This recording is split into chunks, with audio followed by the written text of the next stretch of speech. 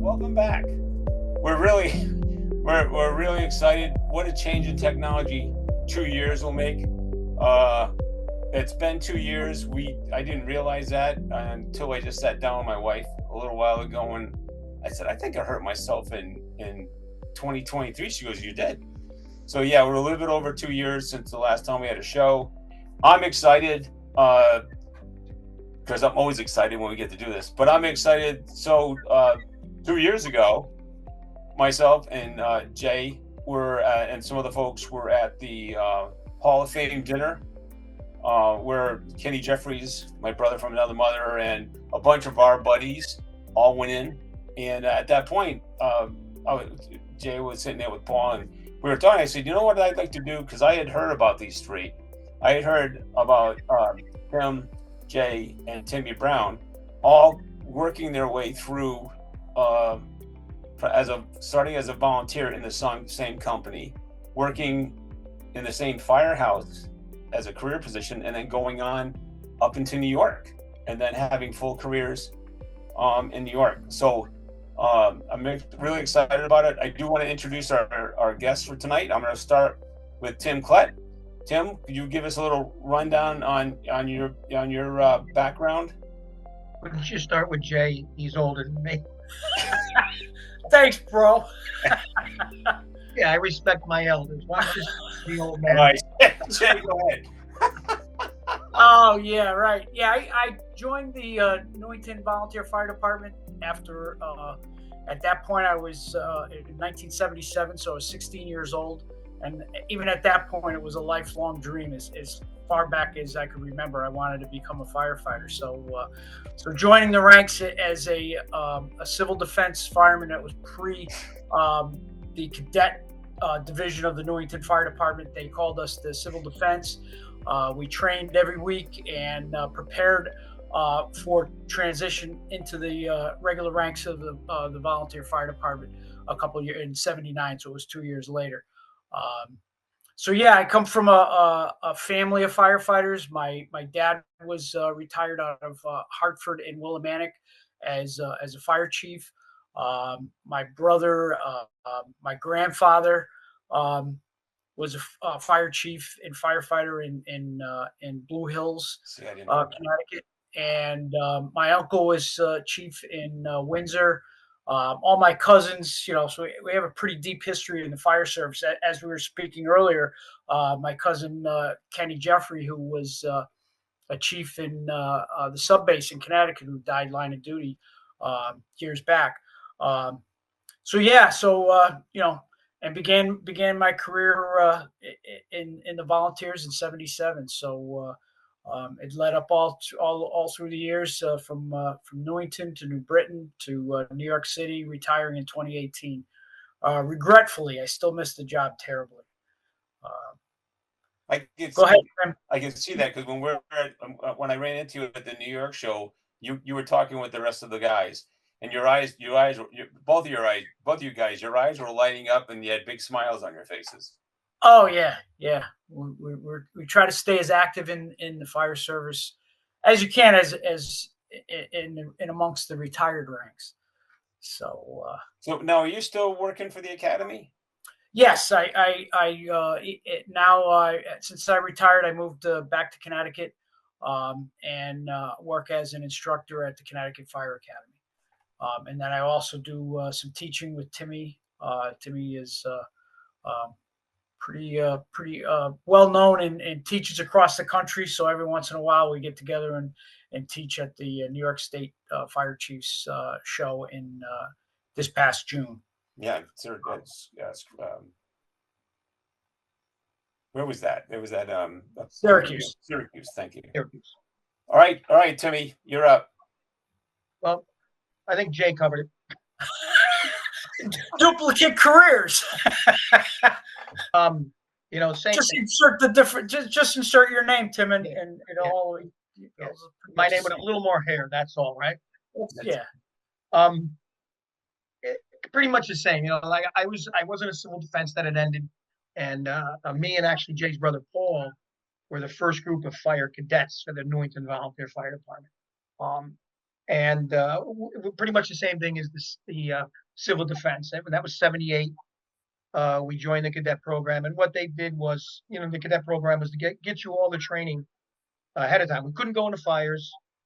We weren't supposed to ride the rig. There was a couple of times we did ride the rig during some severe storms. They needed extra hands, but it prepared you for when you got sworn in. So basically, the night you got sworn in, you were a full interior firefighter. This is pre-firefighter 1 days. Yeah, jail. We had to go through what we called Kylie's classes, and he was a chief, I believe, in East Hartford. Okay. And he ran all the training. He was big in Hartford County training, and that's what we went through. And we did our burns up in Bloomfield. Yep. For these classes, and once you went through his classes and you learned all your stuff, you were a full interior firefighter. And that happened to me. I got sworn in December 1980 when I got sworn in Newington, Engine 2 on Richard Street. Still the best company in the town, but that's just me saying that. And Jay was already there, and then Paul got sworn in right around the same time. And then Timmy Brown came really after us. Timmy, he wasn't a cadet. He joined direct into the fire department. Okay. So the 4 of us, Jay, Paul, Timmy, and myself, were on that Engine 2 in Newington. Jay left before I did. He went to New Britain. I went a couple years after him, and then I went to New York, and then Jay followed me to New York. So a little different from Jay. My christening to the fire service was my dad. He was a volunteer fireman. My uncles were volunteer firemen, but they were all cops by trade. Just as many firemen are in Jay's family, there's that many cops in my family. So I always say that Thanksgiving's real fun in my house. It's like 10 cops, 1 fireman. And I always tell them that's kind of even. It's an even fight now, 10 cops and 1 fireman. And I tell them all the time that I was the only smart one that became a fireman. But now I have a nephew that was actually a fireman in Britain, or a cousin that was a fireman in Britain. And both my sons are now firemen in Baltimore City. Yeah, I was just going to say, they're down south. Yeah, they're in Baltimore. Weren't they in another? Weren't one of them in a county before they went to Baltimore? I thought so. No? All right. No, they were the volunteers with me up in Montgomery, New York, which Jay was a member of also in Montgomery. When we moved to Montgomery, we moved to the same town in New York also, and he actually lived. I could throw a stone in his house, and that's good and bad. Like when you need a ride somewhere, that's good. But when he has a problem at the house, that's bad, because I was always the guy that called. He's your brother. He's your brother. You're gonna call him. Yeah, what are you doing this weekend? Pretty much on the road. Before we continue, we mentioned Timmy Brown a couple of times. So these 3 amigos, their progression was together, but Timmy survived 9/11 with a lot of in the thick of it. I think that's the best way to put it.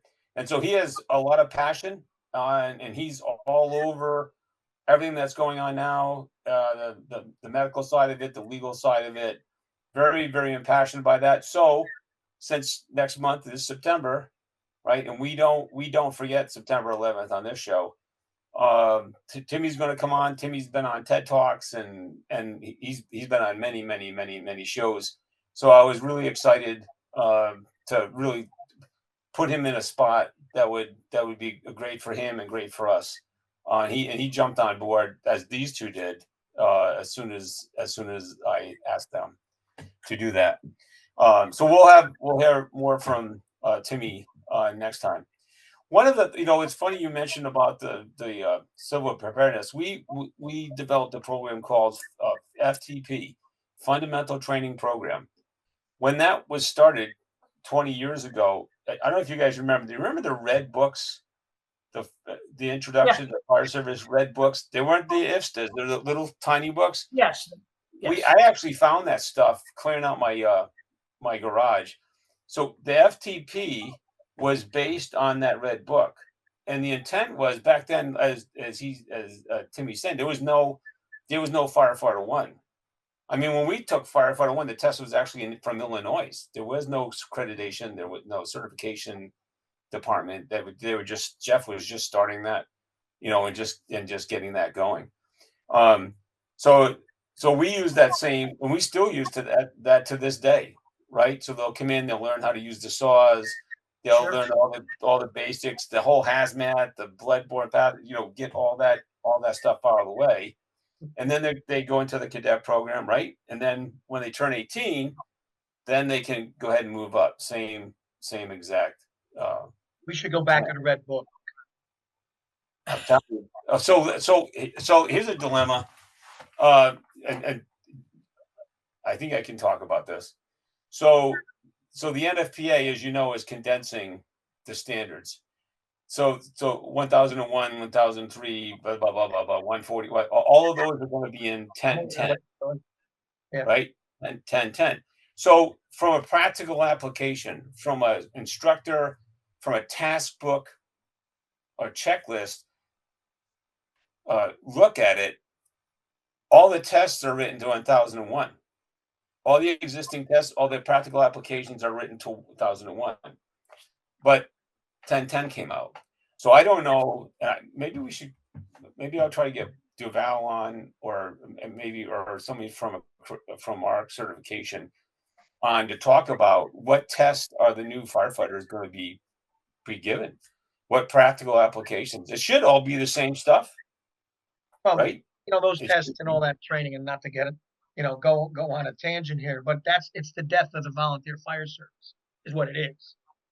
And I know you need training, but the amount of hours that a volunteer needs now just to be a fireman, and that doesn't include the amount of hours they have to do every year to stay current.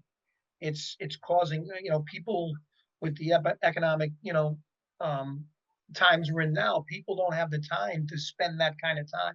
If you're a paid fireman, that's a different story. But, I think a lot of this training is the death to the volunteer. That's why they just can't get people to stay when they find out how much mandated training they have to go through, as in hours. And they drove up, they joined to drive a fire truck, we were able, years ago, Timmy, we were able to get the job done with the training we had. You talk about Kylie's class. Kylie's class gave us enough information to get the job done. Were we hazmat tech? Were we EMS tech?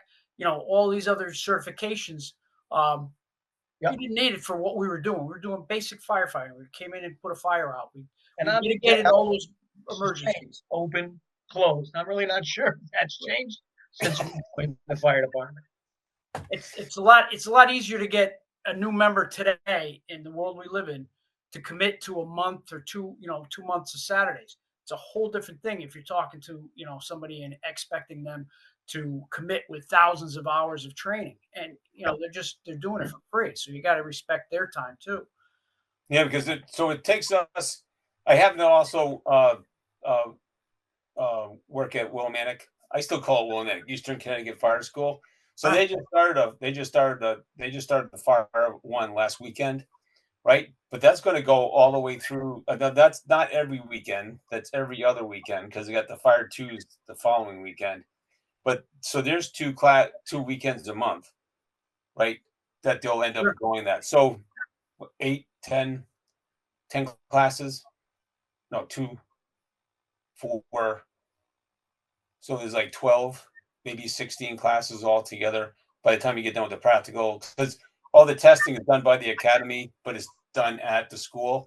So all the practical evolutions and all that stuff that we've checked them off as they're growing is there. The tricky part is making sure they meet the standard, because when that assessment is done, it's done to the NFPA standard, right?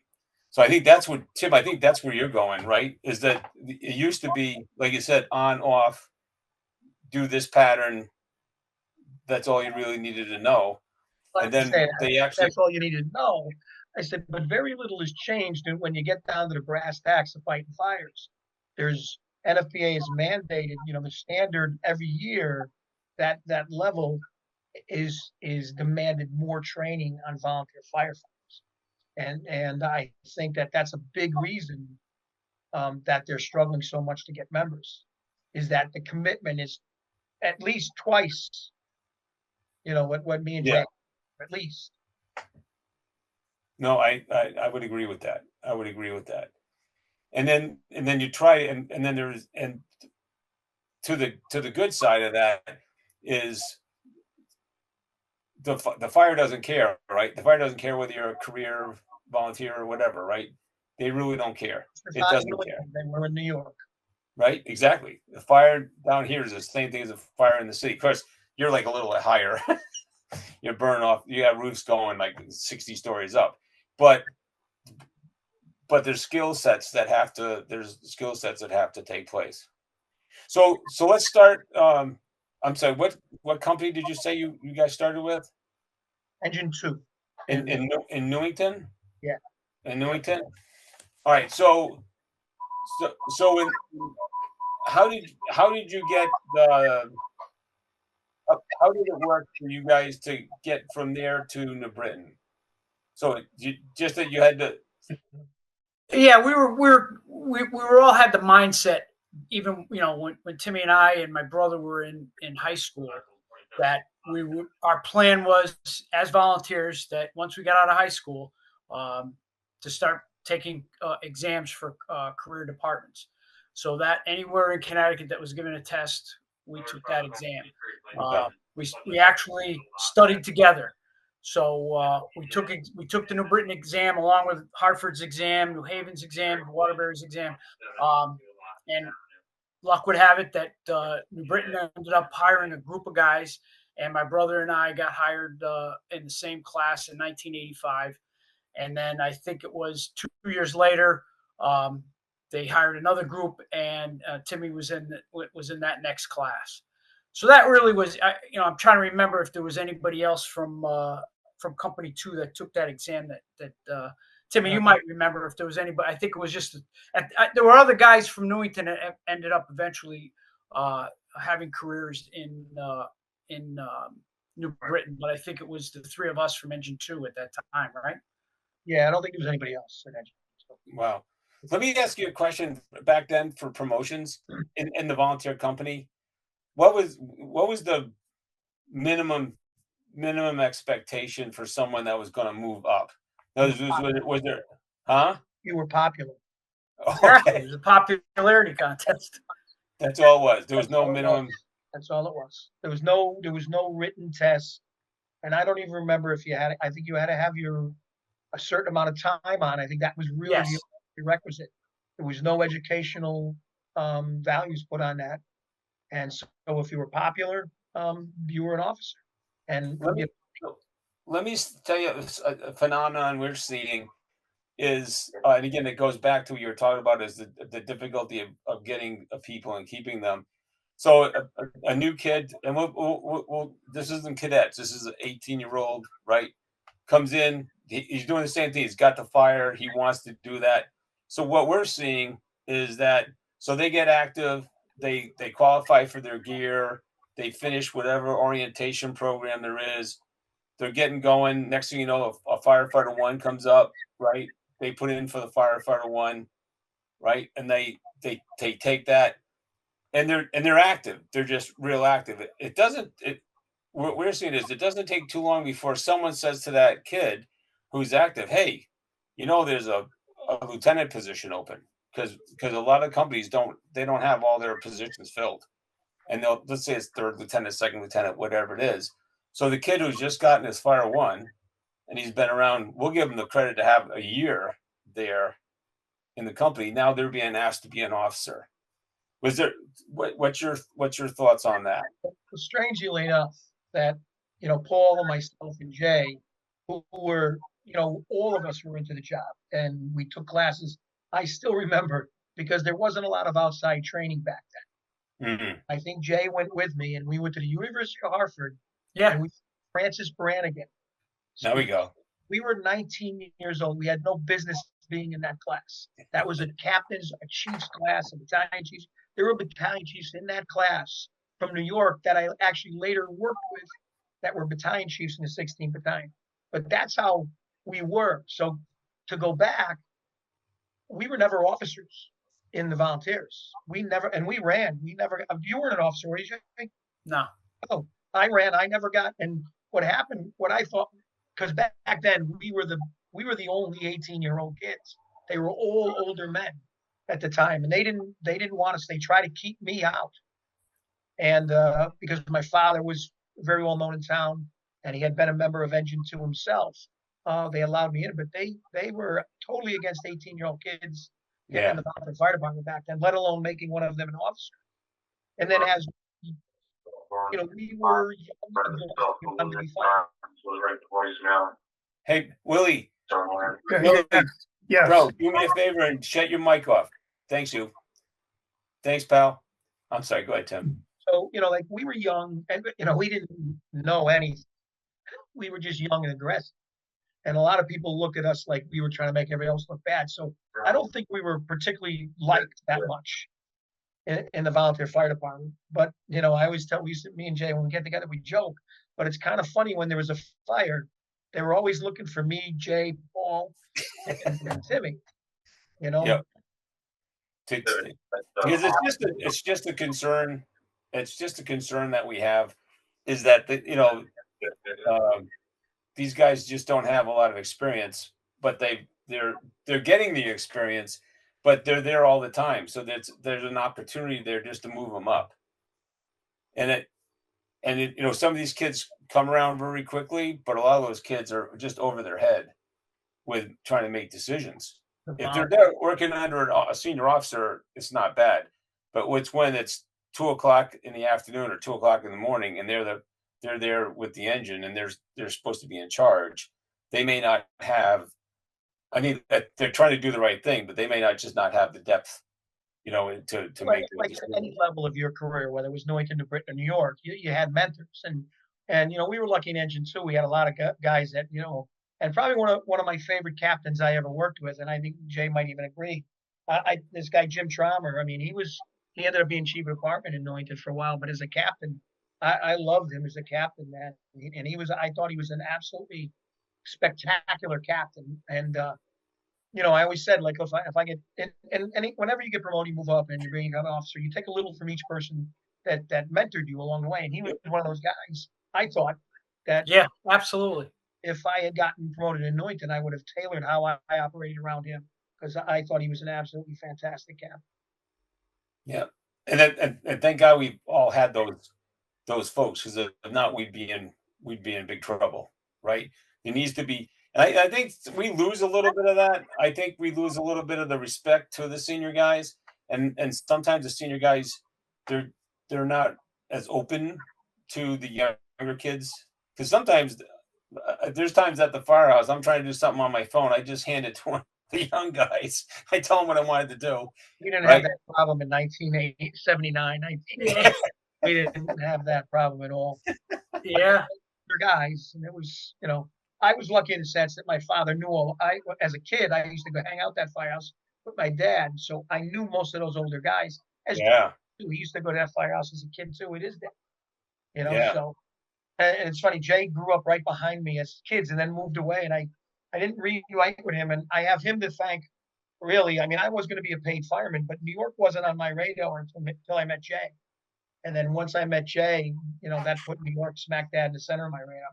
So really, yeah, that's why I shingle his roof for him. So, and you guys, you said you worked in the same firehouse in New Britain on different shifts?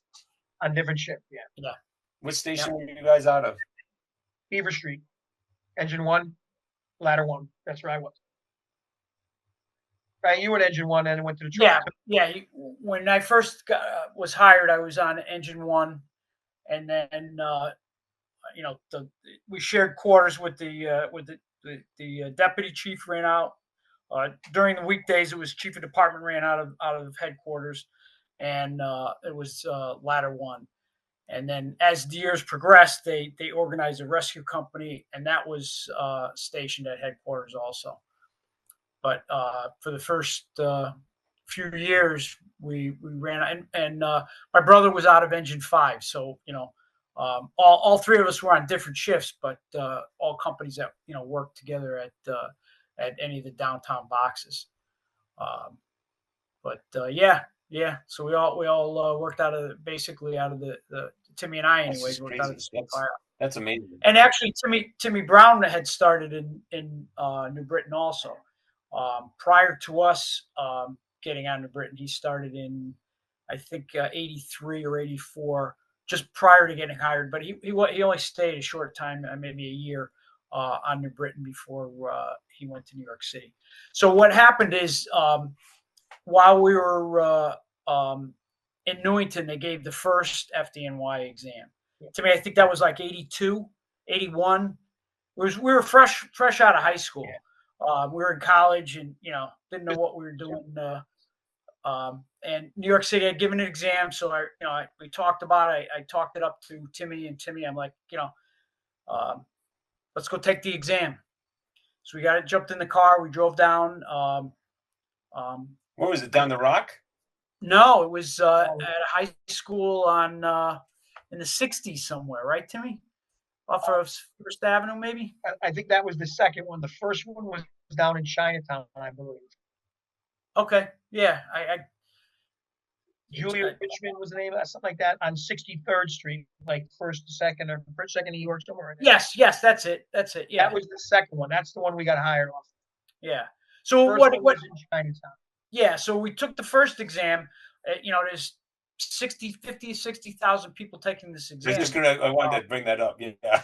Yeah, so there's a lot of competition for to get hired. We did okay.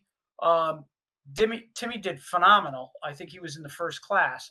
But the lists are only good for 5 years. And when our numbers started getting close, the list died out. We had to take the second exam, which was in 87.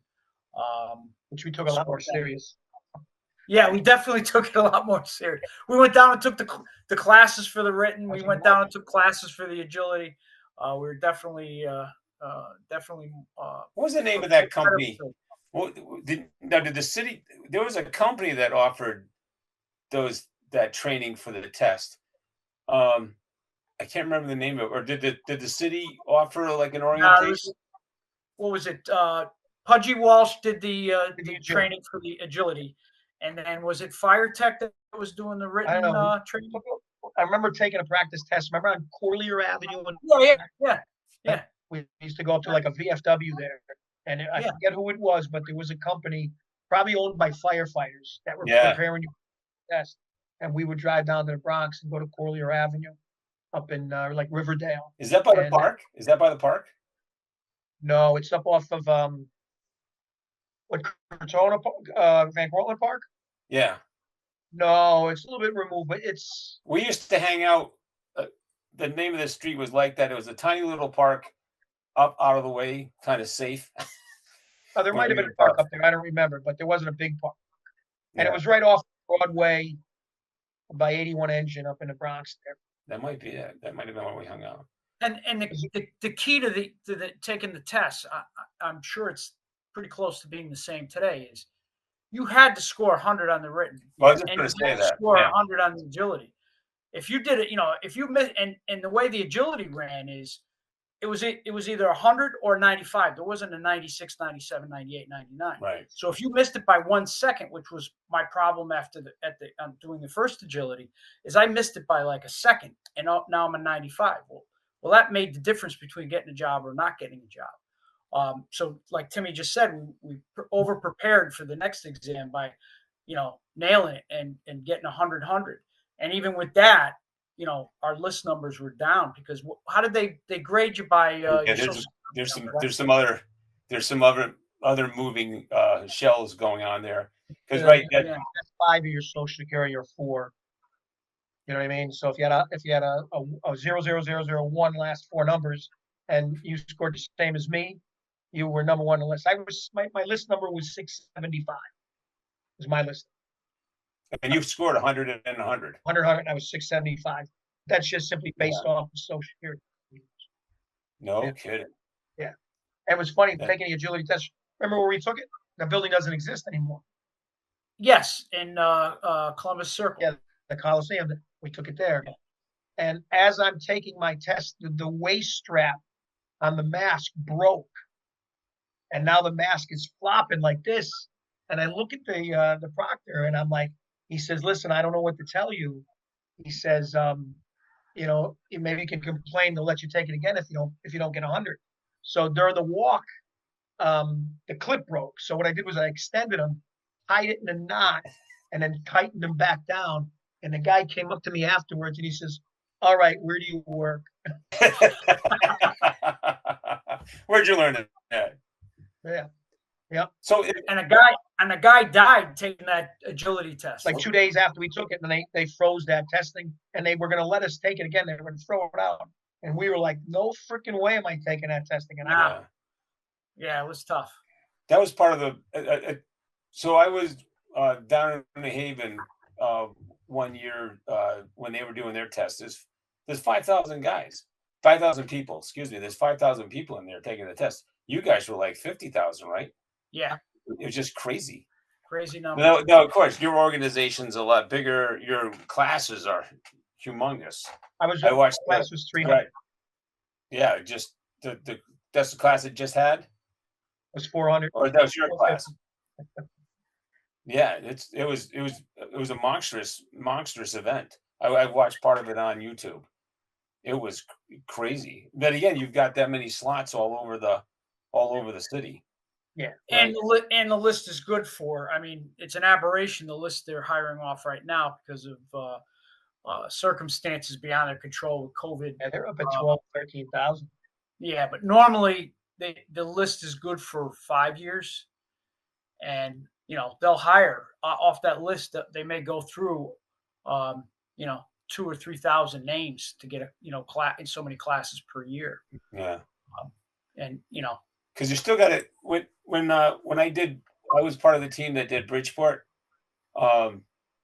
Kerry Flaherty, Chief Flaherty, was running it for the fire academy. It wasn't a fire academy at the time; it was a fire school. And Bridgeport had hired us to go in and do their recruit class, and that was when all the lawsuits were going on. So everybody was probationary or whatever they call it, temporary. All the positions, the whole leadership of the department was temporary because they were all in fights and battles and stuff. But in the recruiting, different classifications had different amounts of people, right? So we had a great fireman from here, Zach Herman. He was on one list, and I think his number was like 120 on that list. The guy that got hired with him was off another list that was like 357, right? And then there was this magic compilation of puzzles that they used to determine who got to come in and like that based on lawsuits and other practices and changes. And I got another term for it, but I won't use it. You know what? Merit matters. I mean, the NBA can hire the best of the best. Why can't the fire department? Right. Well, it's actually I wasn't anticipating talking about this, but so I don't know if you know that in the state of Connecticut, a lot of the career chiefs got together and created a hiring consortium. Yeah. So that they do one test, right? I was at the meeting when the guy, and this came out of Chicago. I was there at the meeting when the guy from Chicago came in and said, "Well, what do you want?" And they said, "We want the best of the best." And they said, "Well, what do you really want? What are you trying to fulfill?" And then so the evolution was changing, without getting too much into the details, but changing the reading level from a 5th grade level to a 7th grade level on the test blew up the test. It absolutely isolated some folks and gave other people advantages because of the schools they went to and all that other stuff. So it's really complicated. It's not as easy as I think it used to be. There's so much more moving parts to that. When you guys were in New Britain, did you guys go to did New Britain put on a recruit school? Did they just do on the job training? How'd that work? No, they had their in-house training at that time. I believe I was the first one they did in-house. Because you went out, didn't you? Yes. Well, yeah. In other words, the class was comprised of all New Britain firefighters. The state instructors came in to teach the class. Oh, okay. We went to Wolcott Fire School. Sure. And they had state instructors teaching the class. So it was just all of us. There was one firefighter that they brought into the class from Naugatuck, but it was comprised basically of New Britain firefighters, and it was a month-long class. We did everything that we needed to, um, master in that month, and then they sent us back to New Britain for a week of basic EMS, and then we were out in the field. But like so Timmy, when they got to Timmy's class, they had completely in house. Where did they do your? Second floor of Engine 4. They did everything within the city limits. Yeah, except for the burns. We went to Wolcott. Went to Wolcott too. Everything else was in the city limits. I was involved in a couple of recruit classes for Waterbury at Wolcott. Actually, it was Waterbury and a couple other departments. They sent them up to Wolcott. With the Fire Academy did it. I wasn't doing it. The Fire Academy was doing that. And then when Rescue 9s came on board in Waterbury, we did the hazmat technician up there, and then everything else we did, like all the heavy rescue and all that. We did that behind the BAR, the Bureau of Auto Repair, which is like on a dump kind of thing there. So how long?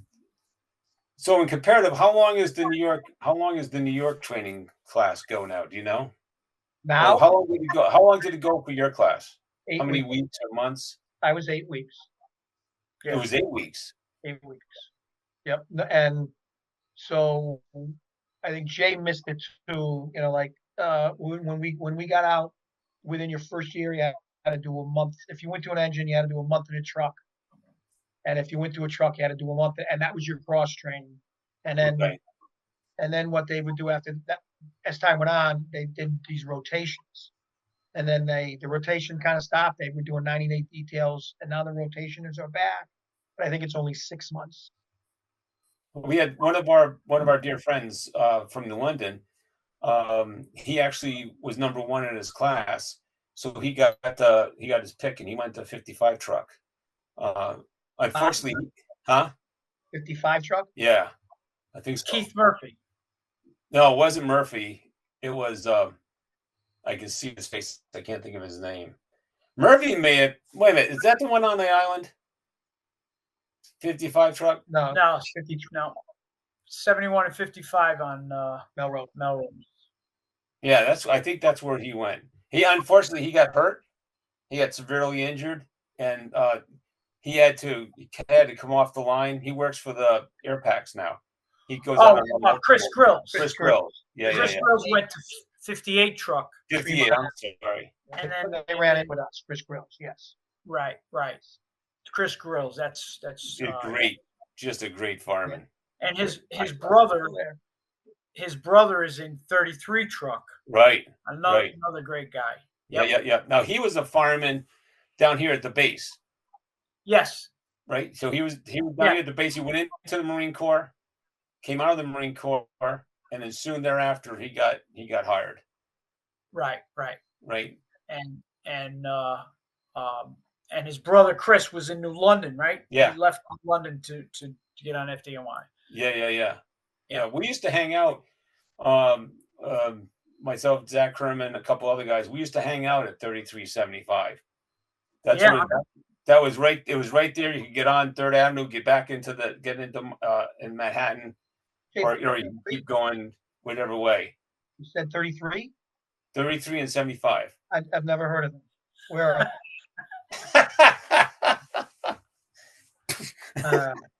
so listen, can I step back for a minute? Yeah. Go back to New Britain for a second. Sure, because, absolutely. There's a lot of misconception about, because we travel, we went from Newington to New Britain, New York, and it's funny because it's NEWINGTON, and then New Britain, and then New York. It all started with New. But listen, I loved it in New Britain, as Jay always said. We had a great time there. There were good firemen there. We left. The only reason we left that city was because our goal from day one, when we decided we were going to be paid firemen, were to be paid firemen in New York City. But I would have been very happy if it didn't happen. I actually got hired in Hartford, and really? In Britain, yeah. And you stayed in, but you stayed in New Britain. I stayed in New Britain. There's a story. That's a great story. You got to tell it, Tim. Young and stupid. So I'm because we took tests everywhere. Yeah. It's like a dual citizenship. I got hired on a bunch of off a bunch of lists. I actually got hired with the Newington Police Department, where my father was. It was the first job that I was offered. And then fireman, and the chief of department, PD at the time, had said that, listen, everybody knows he wants to be a fireman. So if I train him, he's got to sign an affidavit that he can't leave. Yeah. Or if he does leave, he's got to pay me back for the training. Yeah. I was like, I can't make that commitment, Dad. And kind of broke his heart a little bit. But my brother, who ended up being a chief in Berlin, hang on, that's my son. I'm going to just turn him off. So I go to New Britain. I took these tests. I'm sitting in New Britain's firehouse, and I get a call from this guy, Mike Giacobucci from Hartford. I know that. And he asked me if I'm still interested in the job at Hartford. And I'm like, well, it's a bigger job. There's more fires. So I says, yeah, I'm interested. He says, hang on. Now I'm sitting next to Chief Kehoe of New Britain. And I'm on the phone. And then who's the Chief Stewart from Hartford is on. Now I'm sitting next to the Chief of Department of Britain, talking to Chief of Department of Hartford. And he's offering me the job. So I had to go through some things. And then he told me he wasn't going to hire me because I already had a job. And I'm like, well, that's not how it works. Long story short, on my 3 days off, because we were 3 on 3 off at the time, I go to Hartford on my 3 days off. Their training academy. So I take the job. I go to Hartford. My second day, there was a couple things that had happened. They were just allowing some people on the hands-on evolutions who couldn't do it. They were just signing off on it. Right. And that's a whole other story. Yeah. So I was like, well, what if I'm the guy trapped in the window and that person can't raise a portable? So, and the other one was I would have been in the academy and missed New York City's agility test. Wow. So I said, that's commitment. I'm just I did, after my second day, I resigned. And then my next day was 2 days later back in New Britain, midday tour. So I'm mopping in New Britain.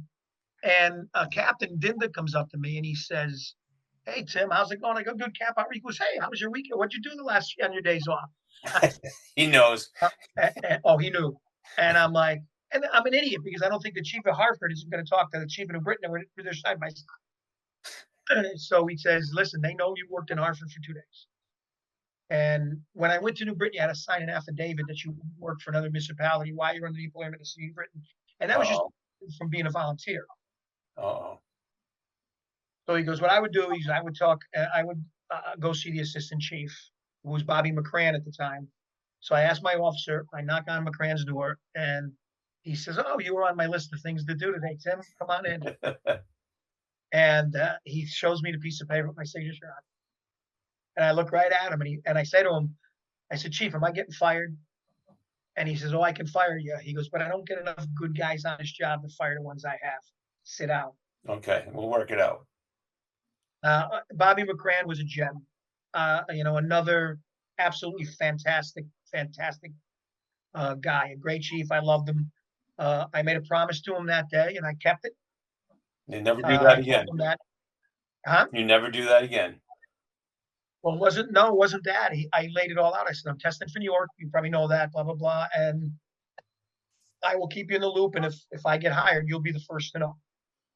Before my father, I went in and I showed Bobby McCran the letter. No kidding. Yep. It's crazy. Unfortunately, he's passed away probably about 5 years now. I think some of the leaders, and we're actually in a couple of weeks. We'll talk about this later. We're actually starting a whole leadership series. I've got the former chief from Washington D.C. in Atlanta. He's out in Kansas City, Kansas right now. And he's coming on to start that introduction. And then we've got a whole list. I got Steve. I actually got anyway. We'll talk about that later. So, but I think there are some folks that don't know how to treat people and don't understand that there's other things in people's lives that are good things, could be beneficial.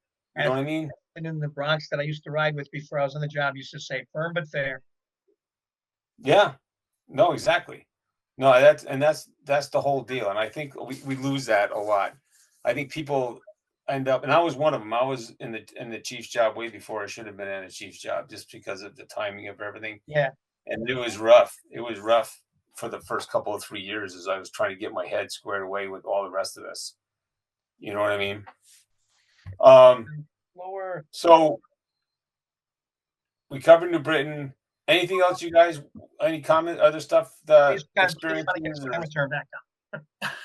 I'm sorry. He's trying to get his camera turned back on, and I'm gonna have to turn on my light up here in a minute.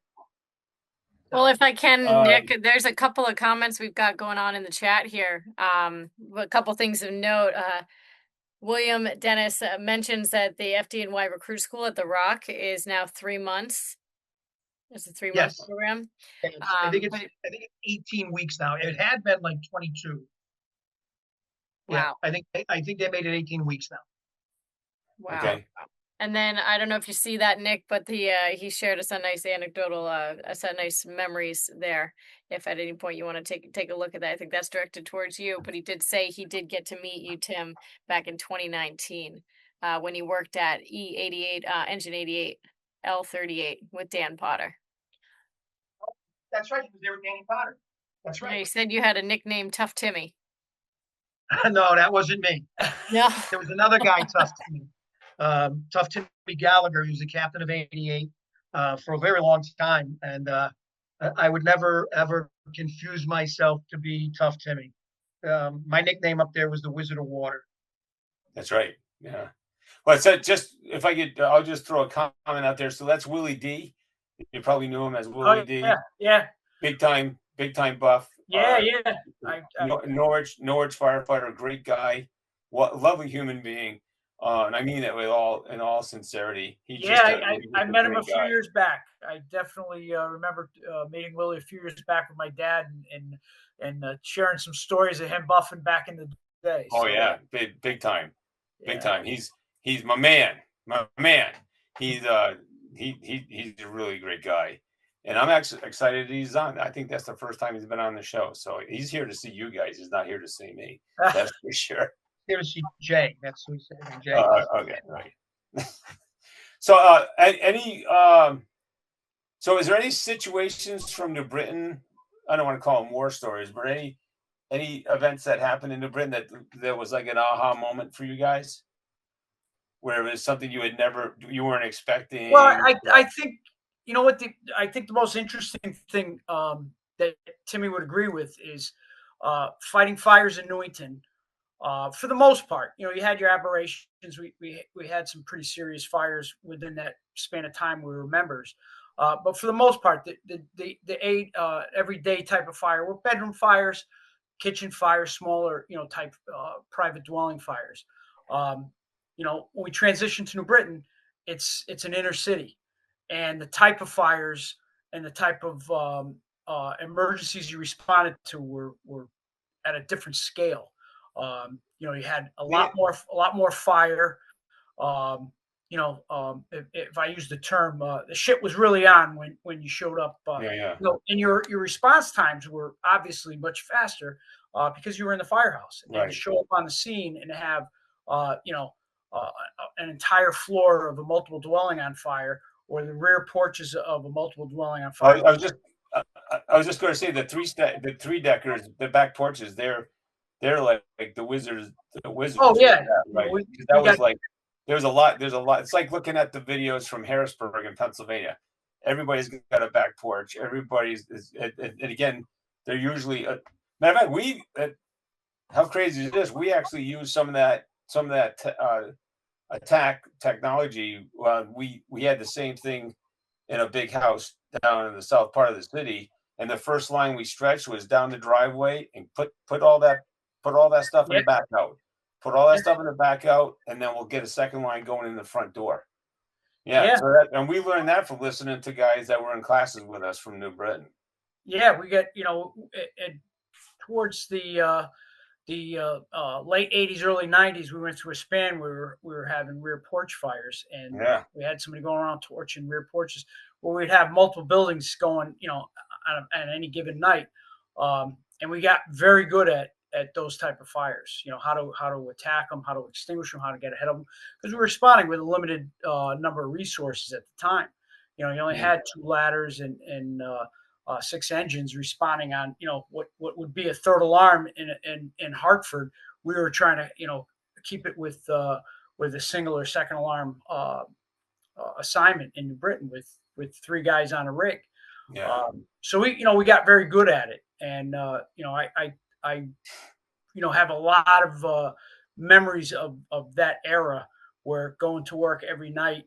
You were expecting, you were going to work. You know, the side street along headquarters was lined up with news cameras, live news cameras, and they were doing the live eye at the change of tours, and they would stay there all night because we were going to fire. As soon as the bell hit at 2 o'clock in the morning, 1 o'clock in the morning, or whatever, you know, the doors came up. You just looked out the bay windows. You can see you know, pick out what neighborhood you were going to for a job. So we got really good at what we were doing, and there was one particular night we had like 3 fires, and after the first fire, we had no spare cylinders on the rigs at the time. So we take up and we're going to another fire. We used the backup cylinders on the second job. By the third job, we had no cylinders left. So the mutual aid companies were in on this third fire, and the boss, Bobby DePietro, says to myself and Frankie Becerra on the rescue, he says, "We got another job, but we have no cylinders. You guys good?" "Yeah, we're going." So we taking this run. We're not going to let the mutual aid companies put this particular fire out. So I go in without a mask and take over the nozzle. Guy, you know, was great. He handed me the nozzle. We went in and put the fire out. So after the fire, I'm shot. That was the third fire. It was you're done. On summer night. I'm laid out on the sidewalk, and Bobby McCran comes up. You know, he's responding in on the fire, and he looks at me and he says, "Are you really going to give this up to go to New York City?" I said, "Chief, you promised me nights like this every night. I'm not going anywhere. I'll be right here." And he looks back at me and he goes, "You know, you're really fucked up." So that was a lot of experience. You know, all the guys that were working in that era in New Britain got a lot of hands-on experience. It was. I remember when the arsonist was running around, and again, that's where I was at some class for the fire academy, and that was the topic. That was the topic of the whole presentation. The whole 90 minutes was how to prepare for the fires on the backs, and what the tactics were, and all of that. Who did mutual aid in New Britain? If you went outside the city, who was coming in? At that time, we were that particular night was Plainville that had the third fire. So I think we were Berlin was coming in, Newington, Plainville. You know, I guess it really depended who was at dispatch and where it was. Today, I think it's a little bit more refined. They try to, you know, bring in career departments, departments if it's available. But back then, I just remember it was Plainville that had that particular fire. There was a few years ago. There was an interesting decision made that I think Hartford did it. That they were only going to call career departments. I think it was them. May have been a regional decision. But I remember there was a lot of the volunteer companies were twisted sideways because, you know, the other decision was that you couldn't volunteer anywhere because it would impact your heart and hypertension for the city. Right. So City Hartford said you can't do that, because if you're going to come back to us in 20 years and say you have a heart attack, a heart problem, it's going to be because of us, not because of somewhere else. Right. Yeah, a long time. All right. Anything else, Tim, from the Britain? I didn't go to any fires from Britain at all. I actually I left before the fires, before that whole thing started. I left in October of 90, and actually in February of 91, they had the fire on my group that killed the 10 people. Right. In North Street. So, but you know, like the differences Jay was saying. Jay was in New Britain before I was, and we were talking when I got hired, and he says, "All I can tell you is going to be if the fires are smokier and hotter than you've had before," and it's kind of true. And the one thing wasn't, even when we went to New York, well, at least when I did, it was very anticlimactic to go to New York because, you know, you had unlimited resources. You know, I never went to a multiple allowed in New Britain. They just didn't exist. In the years I was there, almost 5 years, and we had one night we had 4 houses and all the windows on the vacant factory across the street were starting to burn, and we got 1 extra engine. That was it. It was engine 6, Deal which with it. was camp, and they showed up, and the 3 of them sat on the front bumper and watched. Right at orange and silver. Wow. Yep. Right. Yeah. So you were it, man. If you didn't put the fire out, and that was it. And the other thing was you'd use a bottle, you'd go out, change a bottle, go back in, use that bottle, you went out, change your bottle, and you went back in. That's one of the big things, even from here, even you know, in small town USA, is the 2 bottle rule and all that stuff. There just wasn't the depth. There wasn't the ability to 30 have somebody years in New York City.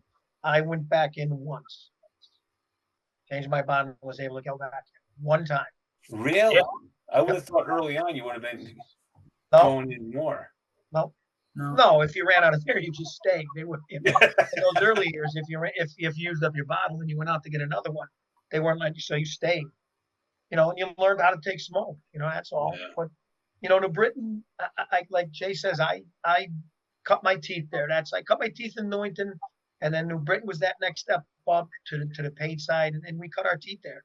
You know, you were expected to do a lot by yourself. I always tell the story. We had a fire on Beaver Street, right up the block from the firehouse. A real good body of fire on the 2nd floor of what we would almost call an old antenna. It was a 3-story brick with 6 apartments. Yep. 3 on each side. Yep. And so I was on the truck now, and I was the only guy on the inside.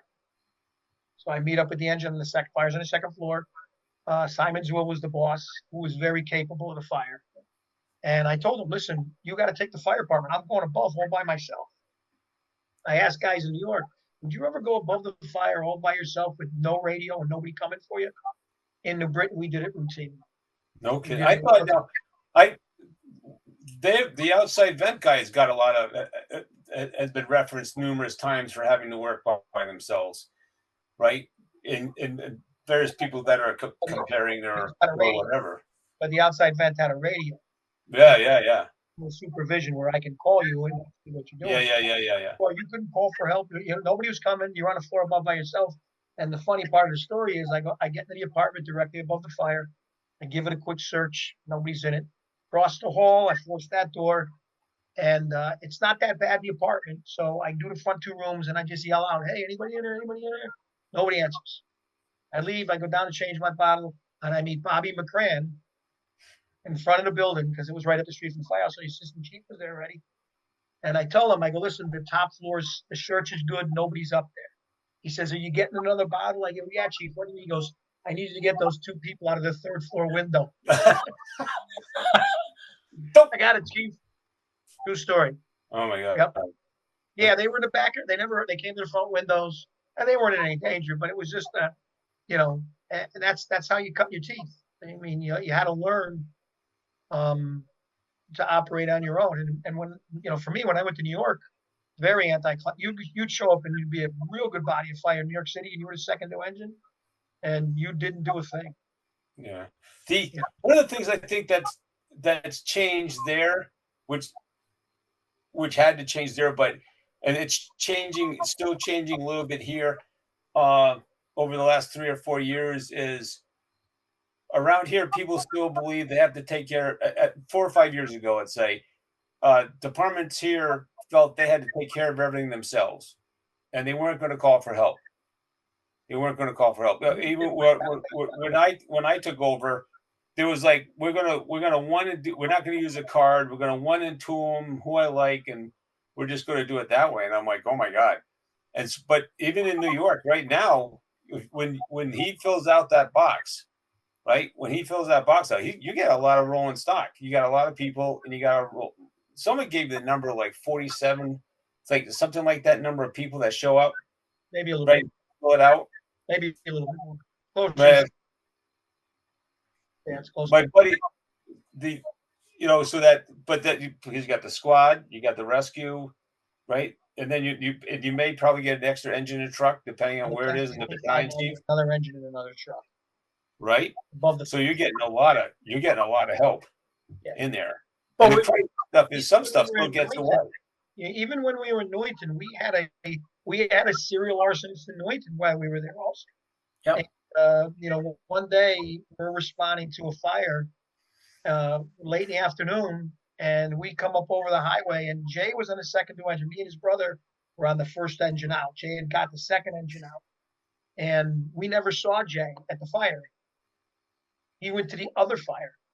Okay. So as we're coming up a hill, there's 2 columns of smoke, middle of the day, and no mutual aid. Nobody got called. We had one winter day. We had 3 fires at the same time. No mutual aid.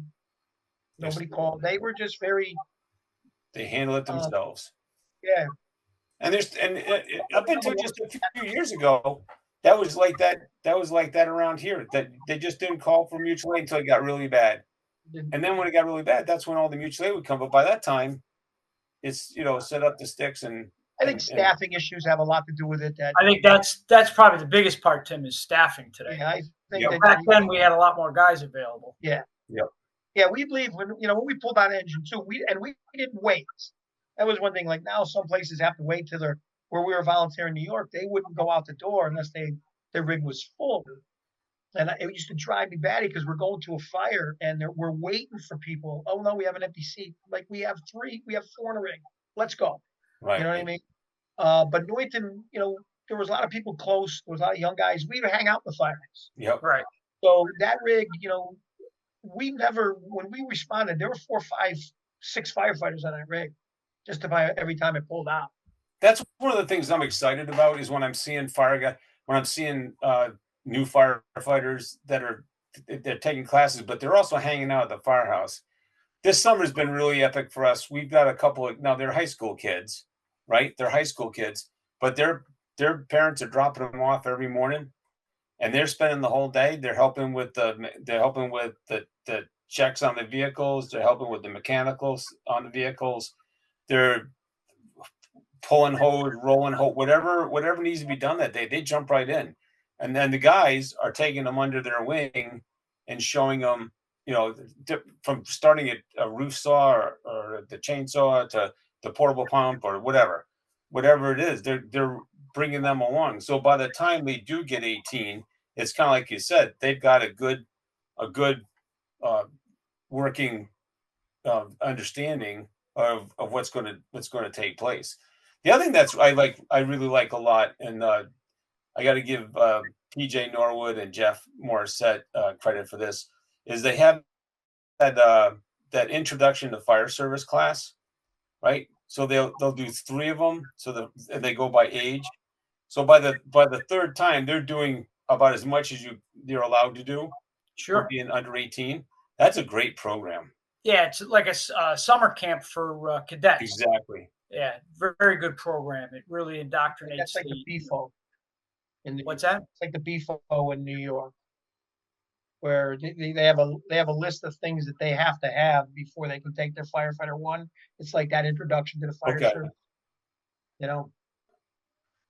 It's just more time they've added though. That's absolutely.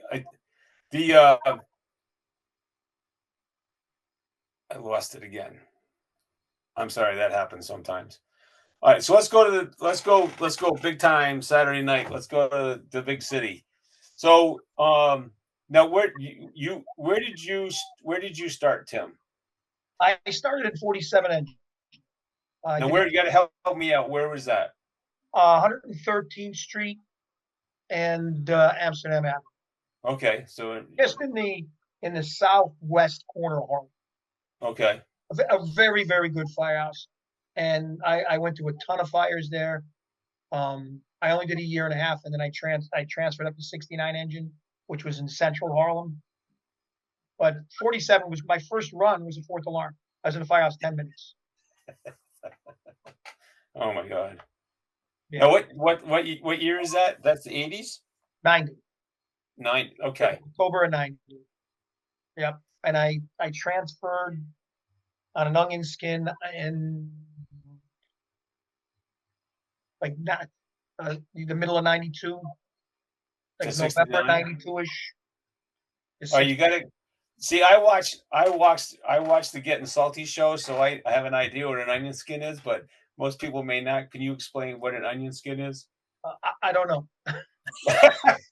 Somebody says it's an onion. You're an onion skin, so they can peel back all the layers and see what you're made of. I don't really believe that. I think it's more like, you cut open an onion, it stinks. You know what I mean? So Right. Well, it's a temporary assignment, right? you have basically a temporary. You're assigned a 47 engine, but you work in 69 until an order comes out. It's a way to get to a busier company or a company you want to get into, Right. without waiting for the process. Well, I think a lot of guys. My understanding is the guys going into sometimes, and we'll say this was before 9/11 particularly, but sometimes if someone wants to get into a rescue company, right, and that's always a detail before you're assigned. Yeah, the officers got to meet with all those guys. Yeah, then they got to try it out. Onion skin, though. That's not really a traditional onion skin going to the rescue. That's like you got to debut yourself, or whatever. They watch you for 6 months to a year, and then you get assigned. All right. I don't think onion skins exist anymore. I don't think they do them much anymore. So what was that for someone that needed to be, that had a problem, or not? Well, no. What do you mean, like an onion skin? Yeah. No, if you knew a guy and you didn't go where you wanted to go, or you wanted to get to a busy place, he would. It was a deal. You made a deal with somebody, and you go to 69 until further orders, and that's what I did. Okay. Right, because you aren't, Timmy. It's not an official assignment. Oh, it's UFO. It's right. Yeah, so that's he's trying to understand what onion skin is. You're not officially. You're still wearing a 47 front piece. Okay, all right, but you're riding with 69. Yeah, you're assigned the 47 engine, but you work in 69 until an order comes out, or they send your ass back. All right, because if you're not going to work out, they're not going to take you. And there were places, the busier places would tell guys, not going to cut it. Yeah. Yeah, that's crazy. They had. How long was the waiting list to get to 69 at that point, Timmy? I don't even know. I was supposed to go there out of probie school. That's why my hook told me, goes, do a year in 47. And I'll get you up to 69. He put me in a 47 too. He said, how about a good engine in the 5th division? I told him, I said, whatever you think, man. And that's where I went. And it was a good place, a single engine, but a lot of work, but very, their first response district consisted of a hospital, the cathedral, and Columbia University. So there wasn't a lot of first due work there, where 69, just about everything they did was first due work. Right. So so how long were you there? 69? Yeah. Till I got promoted. Okay. And then 10 years. And that's when you went to 88, or did you go someplace else first? No, you bounce a little bit. Yeah. It was right after 9/11, so I got promoted in May of 2002, and I got assigned to 88 in September of 2003, which is short. Yeah. Yeah. It was a year and 3 months. And I stayed there 19 years. Excellent. Jay, where did you go? So when I went to, I would have gotten hired sooner. After Timmy got hired in 90. I didn't get hired to 93. There was a hiring freeze, so I was all prepared, ready to go. Had my house sold. Oh my God.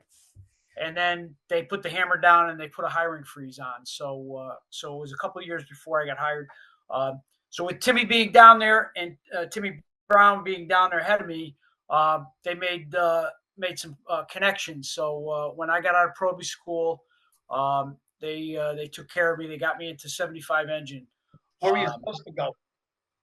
I don't remember. 90. 95. Where were you going? 95. Yeah. And then it got changed. It got changed. Yeah. Where's 95? I don't know. It wasn't on East Tremont. No, I wanted to go to as many fires as I could when making that transition. It was a tough move, as Timmy can attest. Quitting a job a fire job, and then, transitioning to not only another job, but another state, and starting a career all over with a wife and kids. Yeah. It was a change of life. It wasn't a change of jobs. Yeah. Entire life. Yeah. Exactly. Now you guys, how far away was where you live? Was that a commute to get to work? About an hour and 40 minutes. It was 75 miles to my fire. Okay. The 88 engine was 75 miles. Okay. Yeah. But you were little, so you're still getting up very early and coming, or you're probably doing mutuals and all that, but you're still getting up early to get to work. Yeah. I got up once and went to a fire. You know that story, Jay, don't you? What's that now? I came in early once and went to a fire with a good friend. Oh, yeah. So, Funny story. yeah, make sure we you tell that story. So, yeah, we lived in Montgomery, which was a very heavy populated town of cops and firemen. So it was a great place to commute from. So there was always other firemen going to work. So if you had car trouble, or there was a snowstorm coming, you want to, Timmy and I would carpool together. I would drop him off in Harlem, and he'd drop me off in the Bronx. And we got promoted. We would carpool together. So there was always guys going to work. So it was actually Tell me who your neighbor was. What's that? Who's your neighbor? Oh, Mickey Conboy from Lieutenant kidding. Three. Yeah. No kidding. Wow. Yeah. Very So cool. there's tons of firemen in the neighborhood. Bobby Athanas, Dougie Hantush, Bobby Pressler. There we go. Yeah. So a lot of I mean, it was firemen on every street. The first time I saw you up at the New York show, you had Pressler with you. Yes. And Chief, and I'm trying to get a hold of Chief Norman. I want to get him on. I keep trying to get him on. I'm still working on that. Never heard of him. Never heard of. So where did you go? When you after Proby school? I went to 75 engine. Oh, that's right. You did tell me that. So I went to 75. I was in 75 till about 2000, and then I transferred to the truck. I was studying for lieutenant. I knew that at some point when I get promoted, I'm gonna, I'll be covering as a lieutenant in a truck company. I should really have an idea of. So you just went to the other side of the farm? No, it was the same process that Timmy went through. You put, you wait for an opening, you put your paper in, the captain sits down with you, he goes, reviews his, what he expects from you and whether he'll accept. I mean, it worked out. I got across the floor, but it's not a guarantee. Oh, okay. All right. It's an interview process. It's easier to come across the floor than it is coming in from outside the house. Right. So in about 2000, I went to 33. And then, so I had 3 years truck experience before I got promoted in 03. And then when I got promoted, they don't let you transfer from the Bronx to the Bronx or Harlem. So at that point, I had to go to Midtown. So I worked in Midtown high rise for about 2 years. Very interesting place to work. Learned a lot. It just wasn't for me. I used to joke. I said, you could fill the back step with probies in the ghetto, and I'll make the job. We'll get the job done. I'll make it work. Put me in Midtown high rise and fill the back step with probies. It's going to be tough. I'm not a high rise fire. I cut my teeth in the ghetto, whether it was in New Britain or in New York City. I'm a ghetto fireman by nature. So I know what needs to get done, what jobs have to get covered. So I had to put my paper in to transfer to the 6th Division from Midtown, which was a little process, but I got there, and then covered around in the Bronx and Harlem for a little bit, and then a very good friend of mine who I was a fireman with was a captain in 30 truck, which was housed with 59 engine, and he gave me a call. He said, "There's going to be opening in 59 engine. Are you interested? And if you are, we'll make it work." And right. EJ made it work, and I got the spot in 59 engine, and stayed there till I retired. It was just great. I miss it till this day. Yeah. You just get too old to be run up and down, stairs with gear with younger guys. I'm beyond that. When I retired, I still had my interior card. I mean, I was old and big, but there were times that there was nobody else, so we'd have to be the outside guys, right? So we still carried air packs in the back of our cars and stuff. But when I retired, that was one of the deals: is we're not going to do any more crawling, we're not going to climb on any more roofs. And when I came up here to Gales Ferry, and he was asking me to come into the company, I said, I'm giving up the interior card. As much as I love it, I physically am not able to do that anymore. You know what I mean? So I had to kind of, so I do other stuff now. I do other stuff instead. I remember when Timmy Brown got transferred to the truck in Manhattan, he had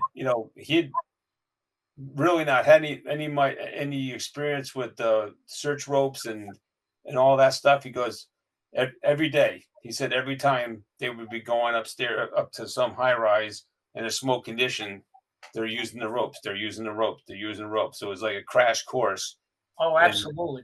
And, yeah, it was a completely different type of firefighting. Oh, yeah. You'd show up at a multiple alarm in a high rise, and you're walking up to this building, and you don't see a wisp of smoke, and you're like, this building's on fire. You get into the lobby, and you're getting in an elevator, and it's still not even a wisp of smoke, no odors or anything. And then completely different type of firefighting. Very interesting, but just did a little bit. Like I said, I did 2 years of it. Found it very interesting. It was just not for me. Was it not your cup of tea, as it were? Yeah. And then the 50 and 40. Well, and Timmy, you did a little bit of Midtown experience before your promotion, also, right? I got lifted 65. Oh. I don't know what that phrase means, but every time I hear someone saying I'm getting salty, everybody just looks at each other and giggles. So no, it wasn't that. It was after 9/11. The companies were so short of guys there. They took the next 120 guys that were on the lieutenant's list and lifted them to fill those companies till they could get people to get down there. Oh, okay. So I went to 65 engine. I spent February 2002, March, and April, just 3 months.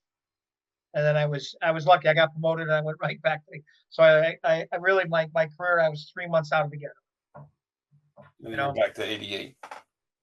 Well, I was back to 69 and got promoted. Sorry. Yeah. And then I bounced for a couple of years and took a detail at headquarters for a little while. At headquarters. You worked at headquarters to run the largest fire department event in fire service history. Yeah. The leading manager of that. No, I wasn't. What was it? It was the 9/11 Memorial at Madison Square Garden. Oh my goodness. So it was me and like 9 other guys. So they put me in charge of transportation. Wow. Get with limo companies, and I spent $1.5 million on limousines. Yeah. So it was 9 of us that did that whole thing. That was the thing that was televised, right?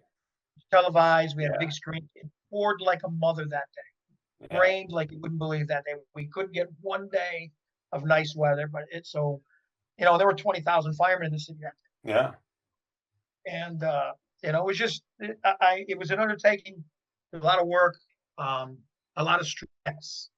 But I'm glad I was part of it. I was lucky with the FDNY. I was part of a lot of programs. I was one of the guys that helped rewrite the engine manual just before I retired. So that's another thing that I was involved in. So I was lucky. I mean, That the one I taught with Jay at the Rock. We did the engine tactical together. Nice.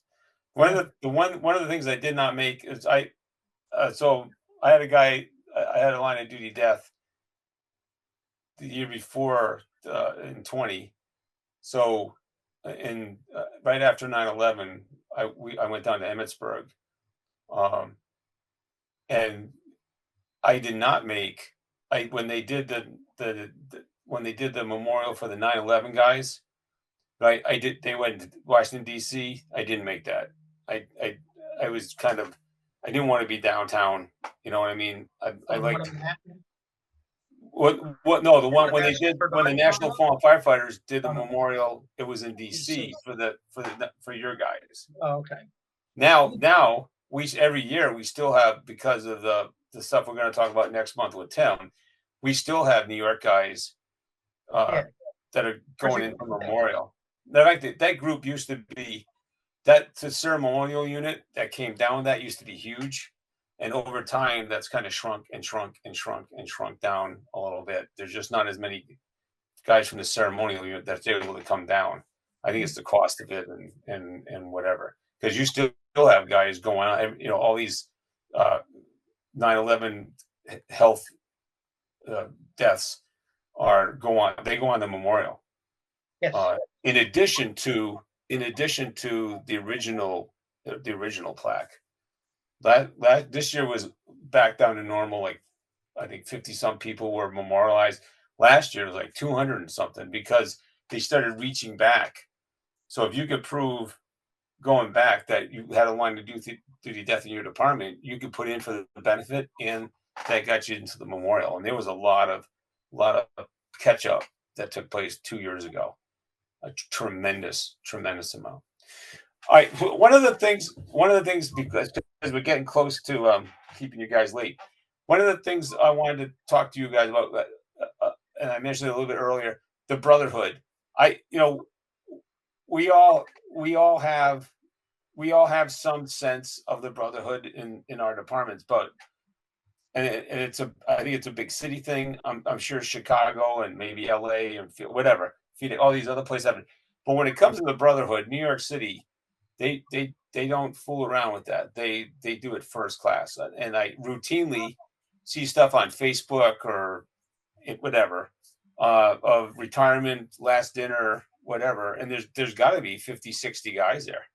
And of all new, old, retired, whatever. So tell me about and I'll give you one example. Me and Danny Key were running with Don Haid when he was in Flatbush. And so the guy comes in, he's doing nights. He comes in, first thing he does, he's the probie. He mops the kitchen floor. Right? Then we have dinner. He mops the kitchen floor again. It's time to go upstairs to go to bed. He mops the kitchen floor again. And then the next morning at 6 o'clock, he's mopping the kitchen floor again. And I said, I got to ask you, how come you're doing it? He goes, because I'm the probie. That's my job. That's my floor. This is my firehouse. That's my floor. I'm going to take care of my floor. I said, how long have you been? Because he's an older guy. I said, how long have you been the probie? He goes, 5 years. But he's the probie. He's the newest guy in the house, right? So there's a tremendous amount of culture that my experience is from writing or visiting or whatever is in there, and the brother and sisterhood and that possession of, this is my fire station, this is my gear, this is my rig, right, is tremendous. I assume that starts at the Rock. Or does that start before the Rock? Does that start from people that are recruiting you to come in? Where does that all start, and where does that develop? Either one of you guys can take that. Yeah, I think it's I think it's just in bred, and taught to you the minute, yeah, you're getting that in the academy, but you're really getting it reinforced and emboldened into you when you get to your particular firehouse. It's your tool. Nobody's taking that tool away from you. I don't care who it is. I remember hearing a guy say that at a particular fire, a chief says, "Oh, let me use your tool for a minute." And this guy was a probie, and he told the chief, "Get your own fucking tool." And the reality of it is, the probie was right, and the chief laughed because he's like, "Oh, you've been trained right." And that's the reality of it. Whether it's the mop, whether it's your company, you're in it to win. You're in it till the end. You're not giving up that nozzle. If 59's putting that fire out, 59's not coming off that fire floor till that fire's out. Right. And that's whether we got to put till my last guy on the line is coming up to relieve my nozzle, man. We're not giving up that nozzle. And the truck's the same way. If the truck's got the roof, 30 trucks opening that roof, or 30 trucks searching that fire floor, nobody else is searching that fire floor. Nobody's giving it up until it's completely searched and the secondaries are ready. That's just something that's taught to you as a probie, and it's instilled in you. nobody tells you that on Memorial Day, when we, once a year when we honor our dead, that you have to be there. If you're not in the firehouse working, you're going to be there. And in the morning of Memorial Day, the firehouse is full of guys having breakfast, heading down to Memorial Day, every single member. And guess what? If you weren't there, your name is on the board. Next time you're in the firehouse, they want to know, where were you? You have to, you have to answer to that. So that puts a little bit of pressure on to make sure that everybody's there. Same thing with a line of duty death. When New York City Fire Department loses a member, every single off-duty member is at that funeral. We'll put, 10,000 firemen in the street, and then you have out-of-towners coming in to support us. So, you could have 20, 30,000 firemen in the street. And that's a powerful message. It's a very powerful message.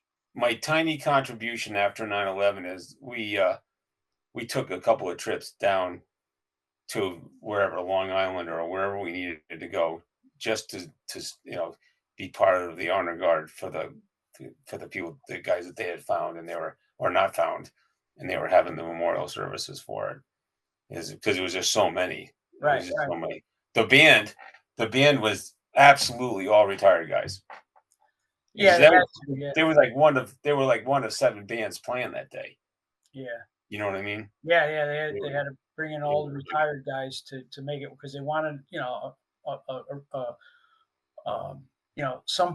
some part of the band at every funeral. So they split guys up and had retired guys coming in, and we had, even till today, even for Memorial Day, for line of duty funerals, there's just as many retired members in uniform as there are active members.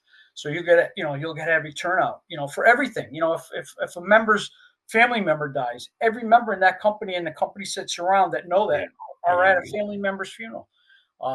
That's just I can't explain it any better than it's instilled in you when you get on that job. That job is all about family, and it's not just a job; it's a way of life. Somebody told me that before I got on the job. You're not getting on a job; it's a complete way of life, and it is. It's everything you do in your days off revolves around that job, whether it's sports teams or events, firehouse events. How about it? But the classic is, someone says, "Yeah, I got a leaky roof." By 2:00, they got the plan, what they're going to do, where they're going to get the wood, where they're going to get the shingles, right, and when it's going to take place. Right? Yeah, we had a member in our company that died, unexpectedly. And he was in the middle of remodeling his house. His house was a mess. He was doing a complete restoration while he was living there. So we had a few guys in the firehouse that were carpenters and finished carpenters there. We probably put 200 guys in his house until that job was done. And we had everything. We had the roof done, the kitchens, bathrooms renovated. Everything was done within a 2-week span. And his wife was in complete awe. Yeah. And that's. And it wasn't like, oh, well, everybody's coming. It was like, this is what they were doing it, and everybody showed up and got the job done. And that was just they'll help somehow. Yeah, it's just it's I don't know. I don't know. I didn't see it anywhere else, or I haven't seen it in other. I'm sure other places do some resemblance of it, but FDNY is really has written the book on brotherhood and taking care of it. Right. Timmy, what's your give me a couple minutes on the brotherhood? I don't discount other places. I think that one thing that allows New York to be that way is the work chart, because you work with everybody. Most of the places. I keep trying to explain that to people. Would you just in a snapshot? It's not, you're not working with it like around here. You're working with the same 4 guys. Yeah. You're not working with the same 4 guys every shift. No, I to be honest with you, I was lieutenant in 88 for 19 years. And if I worked with the same 5 guys in 19 years, 15 times, it's probably a lot. It's the way the group chart is. There's 25 groups, and some people, that seems like, how do you figure that out? Everybody's in their own group, and the group shift 3 groups every day. So, and then you do mutual. So you work with everybody in the firehouse. There's one refrigerator. Some places I know they have two refrigerators, one for A and C group and one for Yeah. B and D group. Some Yeah. places have four refrigerators. And Yeah. once you're locking up food on your days off, that camaraderie thing is really hard to bite into. You know what I mean? No, I'm with you. I've seen. I was part of that where there was. This is A shift's cabinet, B shift's cabinet, C shift's cabinet. Now, if you want to, and they were locked. They were locked. Yep. Some of them weren't. Some of them were just closed, but some were locked. And then the other thing too is there was group, we'll call them group cutlery or group tools for cooking, group pans, and then there was stuff locked up that was just for. I've seen that in different firehouses. None Now, that I worked with the pans, but I've seen them where they've got like their own little, Macy's going on. yeah, but like Green would say is like New York City did kind of write the book on that, brother. And I'm not saying that no place doesn't have it. I'm not saying that at all. But I don't know of another place when you write on the bulletin board, hey, roofing party at Klett's house, and every often member shows up, and you got a roof on your house in the half a day. I mean, it probably cost you more in beer and pizza than it would have cost you to pay someone to do the roof. But think of the stories that'll come out, Yeah. But last tours you talk about, and you say 50, 60 guys, those are only the people from the company that showed up, right? It doesn't have all the other companies. My last tour, there had to be, I don't know, 10 rigs out in front of quarters, and there had to be, I don't know, 200, 250 people in that firehouse. It's just the way it is. I've driven up from South Carolina to go to a last tour. And we don't do retirement parties. It's a last tour, and it's a rite of passage. And you earn that rite of passage by everything you did, like Jay said about the mop and not giving up your tool, and the way you act on the fire floor and the way you act in the firehouse. They're pretty much parallel. No, And and I talk a lot about when I'm out and about doing stuff is that there's too many people that cry now when they get in the job. I hate to say it. They're saying they're getting picked on because they're getting told to do the toilets and mop the floors and do all that menial stuff like the new member has to do. And I tell the guy, I go, you know who the chief of department is? And like this young fireman says, yeah, it's Seelig. I go, you know what he did when he was a probie? He mopped the floors and he cleaned the toilets. The only reason you're doing it is because everybody that came in that door before you did the exact same thing. So if you want to be the guy to break that mold, that's fine. And then they start to begin to understand that that's, like even the ball breaking is just a test to see what you're made of. And there's nothing sacred. There's nothing sacred at that table. I've been at the breakfast table or the dinner table in New York, and there's nothing sacred. Not for the weak of heart. There shouldn't be. No. Like here's the thing is like, I'm going to have somebody tell me that I should be mad at Jay for what he said to me. Right.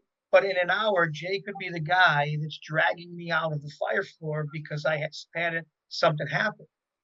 You know what I mean? Like that's the camaraderie is that that guy and I do this class and I talk about what are just words. When I look at Jay and we go to a fire together and I say, hey, I got you, bro. That those words mean something. They're not just words. They can be words on any other job. If you tell someone you're going to run down to the computer room and get computer paper and you never do it, it really isn't a big deal. But if I tell Jay when he's going to the floor above and I have that first line, I got you, that means something.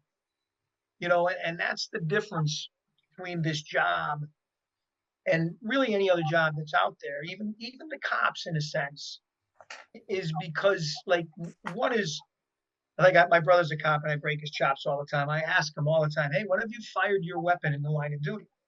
Right. And my brother John says, well, never, and I hope I never do.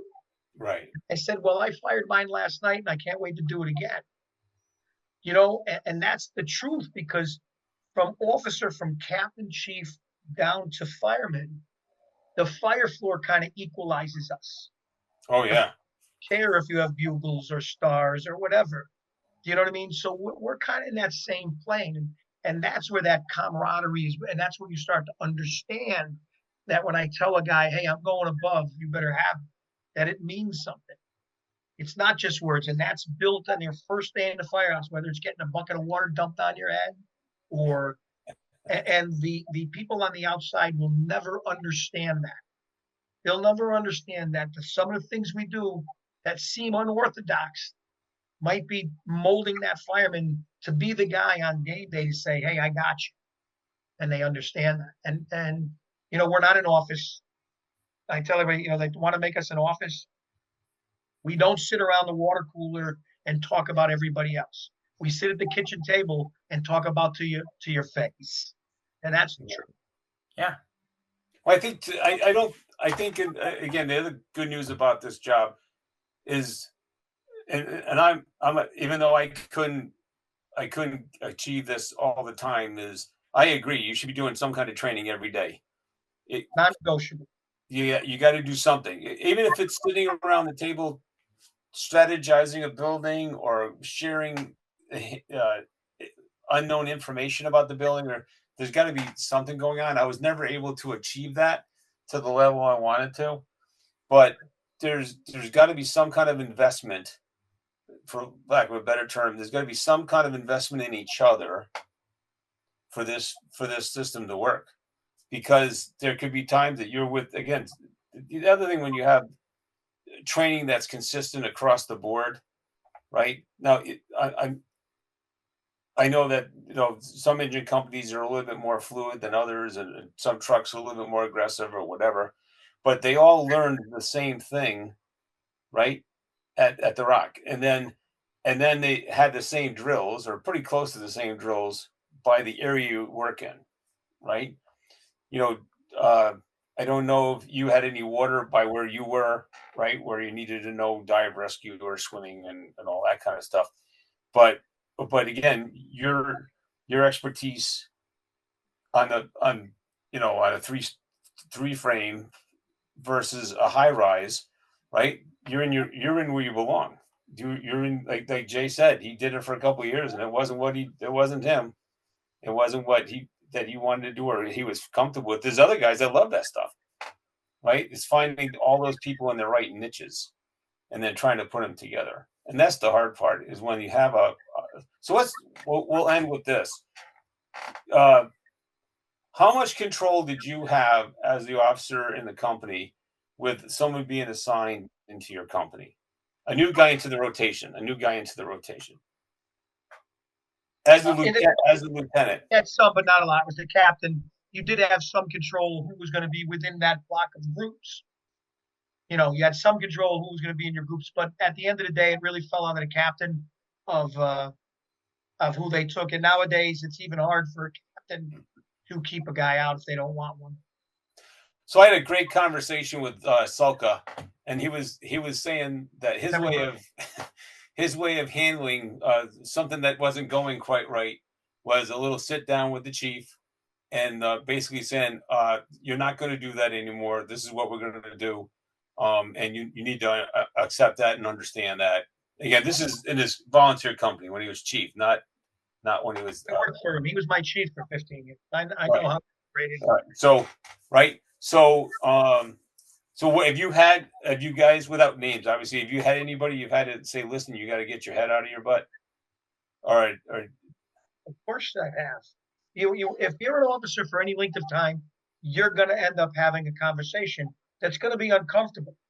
And personally, I got to the point where it was never uncomfortable for me. I always figured my belief was, as an officer, if you're in my office and we're having that conversation, you're here because of you, not because of me.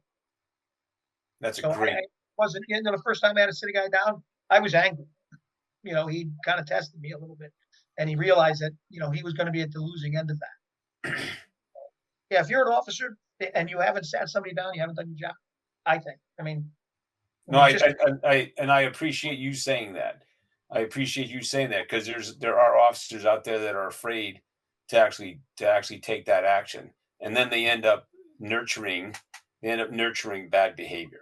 Well, they have to have the epiphany, like I think every officer does, that you're in my office because of you. I didn't just pick you out of the crowd and say, oh, let me be the disciplinarian today. and sit this guy down and say, hey, what the F is going on with you?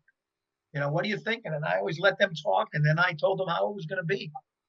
But, you know, you have to have. That's very similar to what John said. He said the same thing. Well, we're not going to do that anymore. Okay. You understand that? We're not doing that anymore. This is what we're going to do from now on. You know, the guy, if you do it again, you'll find another place to work. And he yeah. looked right at me and said, you'd really do that? And I looked at my watch. I said, well, the night's young. Try me out. Got his attention. Jay. I think that, you know, guys have to understand, guys and girls have to understand that when you take a promotional exam, you're separating yourself from being a firefighter. You're the boss. You're in charge. You're accepting the responsibility. There it is. Be the boss. Oh, there you go. Once you've accepted that responsibility, you've separated yourself from being a firefighter. You're the guy that has to make sure that things are being done the way you want them done. If you as an officer are uncomfortable with a firefighter you know, his actions on either on the fire ground or in the firehouse, it's up to you to pull him aside and say, you know, I'm not going to accept that. That's not what I want out of you. I expect better, or I expect a certain way of doing things when I'm working. And sit that guy down and tell him and explain to him what you expect from him. And a lot of officers today want to be the firefighter's friend. I'm cool with that. But I also am ready to be the boss when I have to be the boss. And sometimes, you know, I'll be your friend until you force me to be the boss. And I have no problem stepping into that position to be the boss.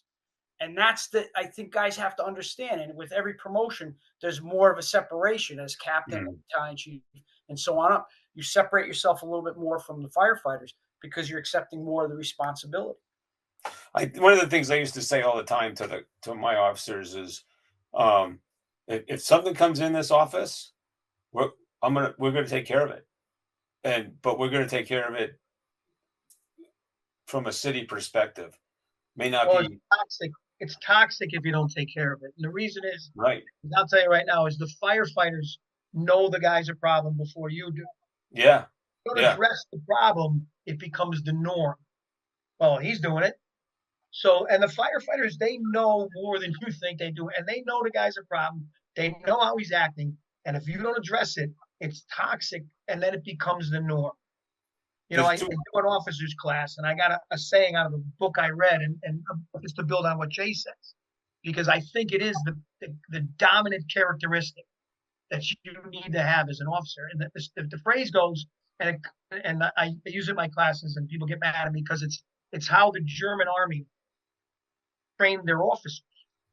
And the first thing they learned and they were told was, and this is the quote, the enthusiastic acceptance of responsibility is the most dominant characteristic we must demand from our company level officers. And I told the guy in our job, I go, the guy that was doing flips, you should put that right over the door on the way in. You are now responsible.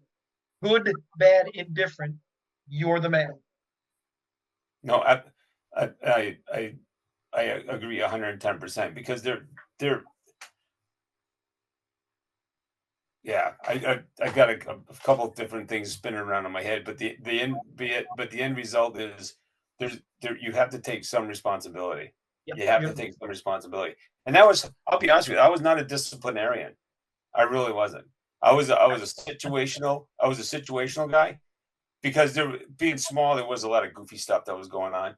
But in the end, this is what we're going to do. So we need to figure it out. So you need to figure out what we're doing. And we get the officer involved and say, listen, we're not going to do this anymore. We need to change this. And now I'm involved, right? I wasn't involved before, but you don't seem to respect this guy or won't listen to the guy who's being paid to tell you what to do. So now I'm involved. So now I'm watching you too. And some of the problem is that I think it starts in probie school because everything you do in probie school is based on yourself. You get the high. And so when you come to the company, I tell guys, you don't exist anymore. You don't have a name anymore. Nobody knows who you are. I said, they know you're a member of 88 Engine. And if you screw up, it doesn't make you look bad. It makes the company look bad. And that was the one thing I did with, listen, it's got to be about the company first. You got to make that company look good. be a professional, do your job. If you can't, there's a lot of other jobs in this world. I've told the guy, maybe you should look for another line of work. I had no problem doing that. And I think that you have to instill in young members that it's not about you anymore, right? It's about the company and the people you work with. And we talked about the brotherhood. That's what it's about. It has to be about that, or the company becomes dysfunctional. Yeah, and that could be a change in their lifestyle because of the parents, right? The helicopter parents and all that kind of swooping They in. don't know how to cook. Come on, they don't know how to make toast. They don't know how to. Ice cream. I do have to tell you, like, I got to tell you that story we talked about. Yeah. Because it is a full circle kind of, Moment. It really is, from the days of when we used to go down there and buff, and we used to ride with 41 engine with a guy named Eddie Keating. Captain Keating was legend. He was a legend. He was a super dude, and he was mad that I didn't go to him and ask him to go to 50 engine out of Proby school, because I used to ride over there a lot. And I told him, this is exactly what I told him. I said, I didn't want you to think that our relationship and our friendship was built on the fact that I thought you could do me a favor down the road. And that's why I never asked. But, from those days of riding there and taking pictures and doing stuff and watching all this stuff and dreaming about one day that we would be the guy getting off that rig and going to the building. So we both get promoted. Now, I had worked in 33 truck when he was a fireman there once. Just one time. We didn't really do anything. I had a couple ones. One was a water leak where he ran up the stairs, and I'm just giggling. He's trying to beat me up the stairs. But one night he calls me. He goes, guess where I'm working tonight? I said, I don't know. He's in the 3rd division. So I don't think he's in the Bronx. He goes, I got detailed. I'm working in 38 truck. That's the truck that's with 88 engine. No kidding. He goes, yeah, Vinny Albanese says that we're going to go to a job tonight. You're going to miss it. Now, Vinny was the senior guy there. Super dude, did 38 years in 38 truck. And he was always breaking my chops. He was a 12-year-old kid, is what he was.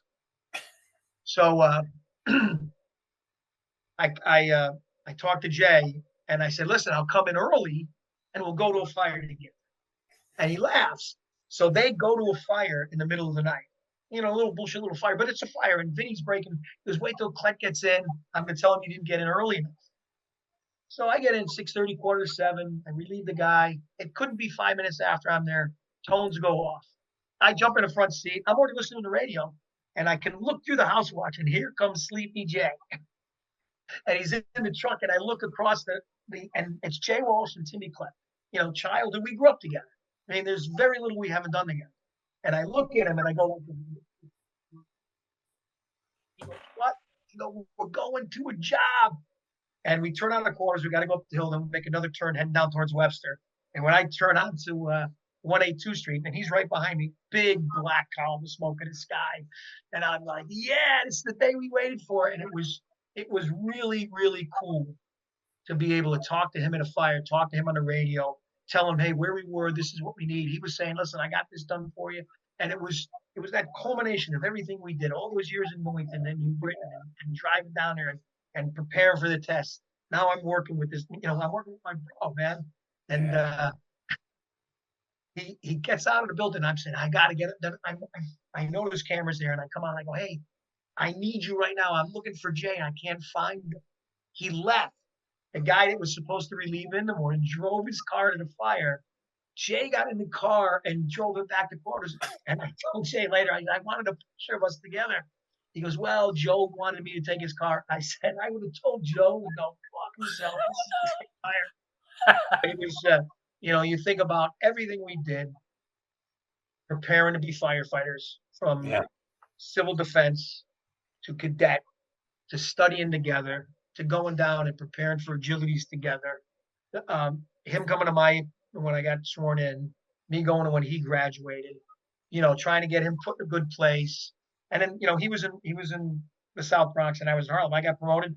I went to the South Bronx and he went to Harlem. It was one of these things that, we were never going to really work together. I saw him at one other fire, Fifth Alarm, one day over in Soundview.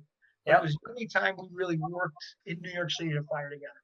And it was cool. We were second to it was a dream come true. Well, I don't dream about Jay that often. When you think of how big the New York City Fire Department is, yeah, with thousands What are the odds? Firefighters and companies, the odds of that happening are Right. probably astronomical. There's Yeah. probably a better shot of winning the lottery. And What's that? I said it. We were going through, Yes. and then we did. Is like, That's what I said. You probably have a better shot of winning the lottery. Yeah. Of This that is happening. crazy. Yeah. Well, gentlemen, I've kept you for 2 hours. I truly do appreciate you guys coming on. Is there anything, Tim, you got anything you want to close with? bye. I'm a pretty simple guy, you know. If I said anything, if you got any young firemen, you listen to, like me and Jay and you, and love the job. It's okay to love the job. It isn't wrong. Like some people tell you, oh, you're a buff, you're this, you're that. It's okay to love this job because it's not really a job. A guy said to me when I retired, "Wow, Timmy, it must be hard not going to work after 31 years." And I said, "I really don't know. I haven't worked in 31 years." Right? Because when you do what you love, it's not like work. You know what? It's okay to love the job. It is. You're not alone. You're not weird, and there's too many people wanting to beat you down. I got a young probie that was really into the job, and the senior guys, some of the guys were just beating him down. I took him aside. I said, do not let them change you. Do not let them break your will. It's okay to love this job. Yep, absolutely. Couldn't agree more. What do you got, Jay? Yeah, just for anybody coming on the job, whether you're looking to make a career in the FDNY or looking to make a career in New Britain or any other department, or just interested in becoming a volunteer firefighter, the fire service is such a rewarding career path. I mean, whatever you give the job's going to give it back to you in spades. You just, I truly, like Timmy said, I didn't work a day in my life. I enjoyed it so much that it just went by too fast. I miss it every day. And for anybody that's coming on, as long as you put forth what you would, a lot into the job, you'll get just as much of that and more out of it. Absolutely. Yeah, I'll never repay the job for what it's given me. I'll go to my grave owing the fire department because I will never repay the laughs, the fun, the fires, everything. I agree 110%. It's just, and people have said some nice things and stuff, but there's just moments. There's just moments in your life where you go, that was cool. And we helped somebody today. We helped somebody today that if we weren't there, they wouldn't be alive. They would not be alive, or they'd be much more bad shape physically than they were. And just little things, kids coming up and giving you hugs, or you get a kid out of a car and the mother comes over and it wants to hug you and everything and whatever. There's huh? I was like when the mothers hugged me. Hey, did you say that you had a question for each of us by someone when you started? Oh yeah, Jamie, do you have a? Because I know she had said that if somebody asked a question for viewers. I did. I wasn't sure if you still had time. Well, sure. But if a viewer asks, you don't want to short that. Yeah. Okay. All right. So this question is for Tim. It says, in 2024, you appeared on Top Floor Tactics, where you talked about a challenging cellar fire. That cellar fire you described was a textbook case of pressure, obstacles, and tactical adjustments. How do you take an experience like that and translate it into lessons that young firefighters today can actually apply on their first big call? I'm gonna have to give that guy $100. Good question, but and I have a good answer because it's funny about that fire. After the fire, a chief asked me, how do we get our line into the cellar? And I told him we went down those stairs right there. And he said, there's no way you went down those stairs. And I said, Chief, that's the stairway you use to get down those stairs. And he couldn't believe that we had gone down those stairs based on the damage to the stairway itself. With that being said, I can go back to some of my teaching. And I teach at a place in Indianapolis called the Fire Department Training Network. And I ran the basement fire program for them. And that day, I had done that fire 1,000 times prior to that day in training, exactly down to what I said to my nozzle man and what I told my backup man, what I needed them to do. I mean, it was like me talking to students. So everybody doesn't have that experience, but everybody has experience. And I always say that experience is only as good as how you apply that to your next fire, right? If you're not using, and I know lots of guys that have been in lots of fires and they still suck because they don't care. They're not learning from what they did yesterday or the day before and applying to what they're doing today.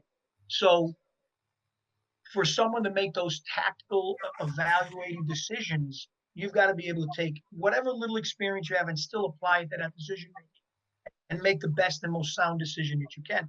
You know, that day I was left with very little leeway because we couldn't find another way into the cellar and we had a report of people trapped on the second floor. So my options had closed down a lot, but I still think I would have gone down the stairs. And I think it was based on experiences and training and compartmentalizing myself to make that decision and using the tidbits of everything, of every little thing that I've done before.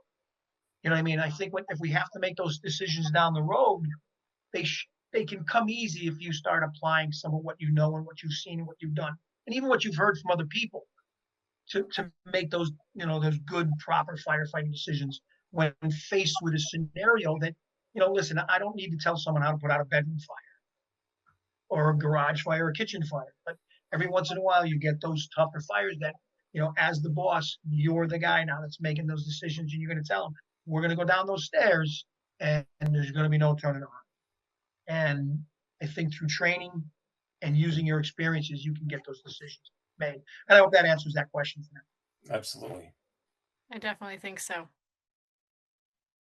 Do you have another one? I do. There's one more. This one is for Mr. J. Walsh. You've lived through massive evolutions from gear changes to cultural shifts. Was there one transition in the fire service, kind of like the move to bunker gear, that you felt most reshaped the job for better or worse?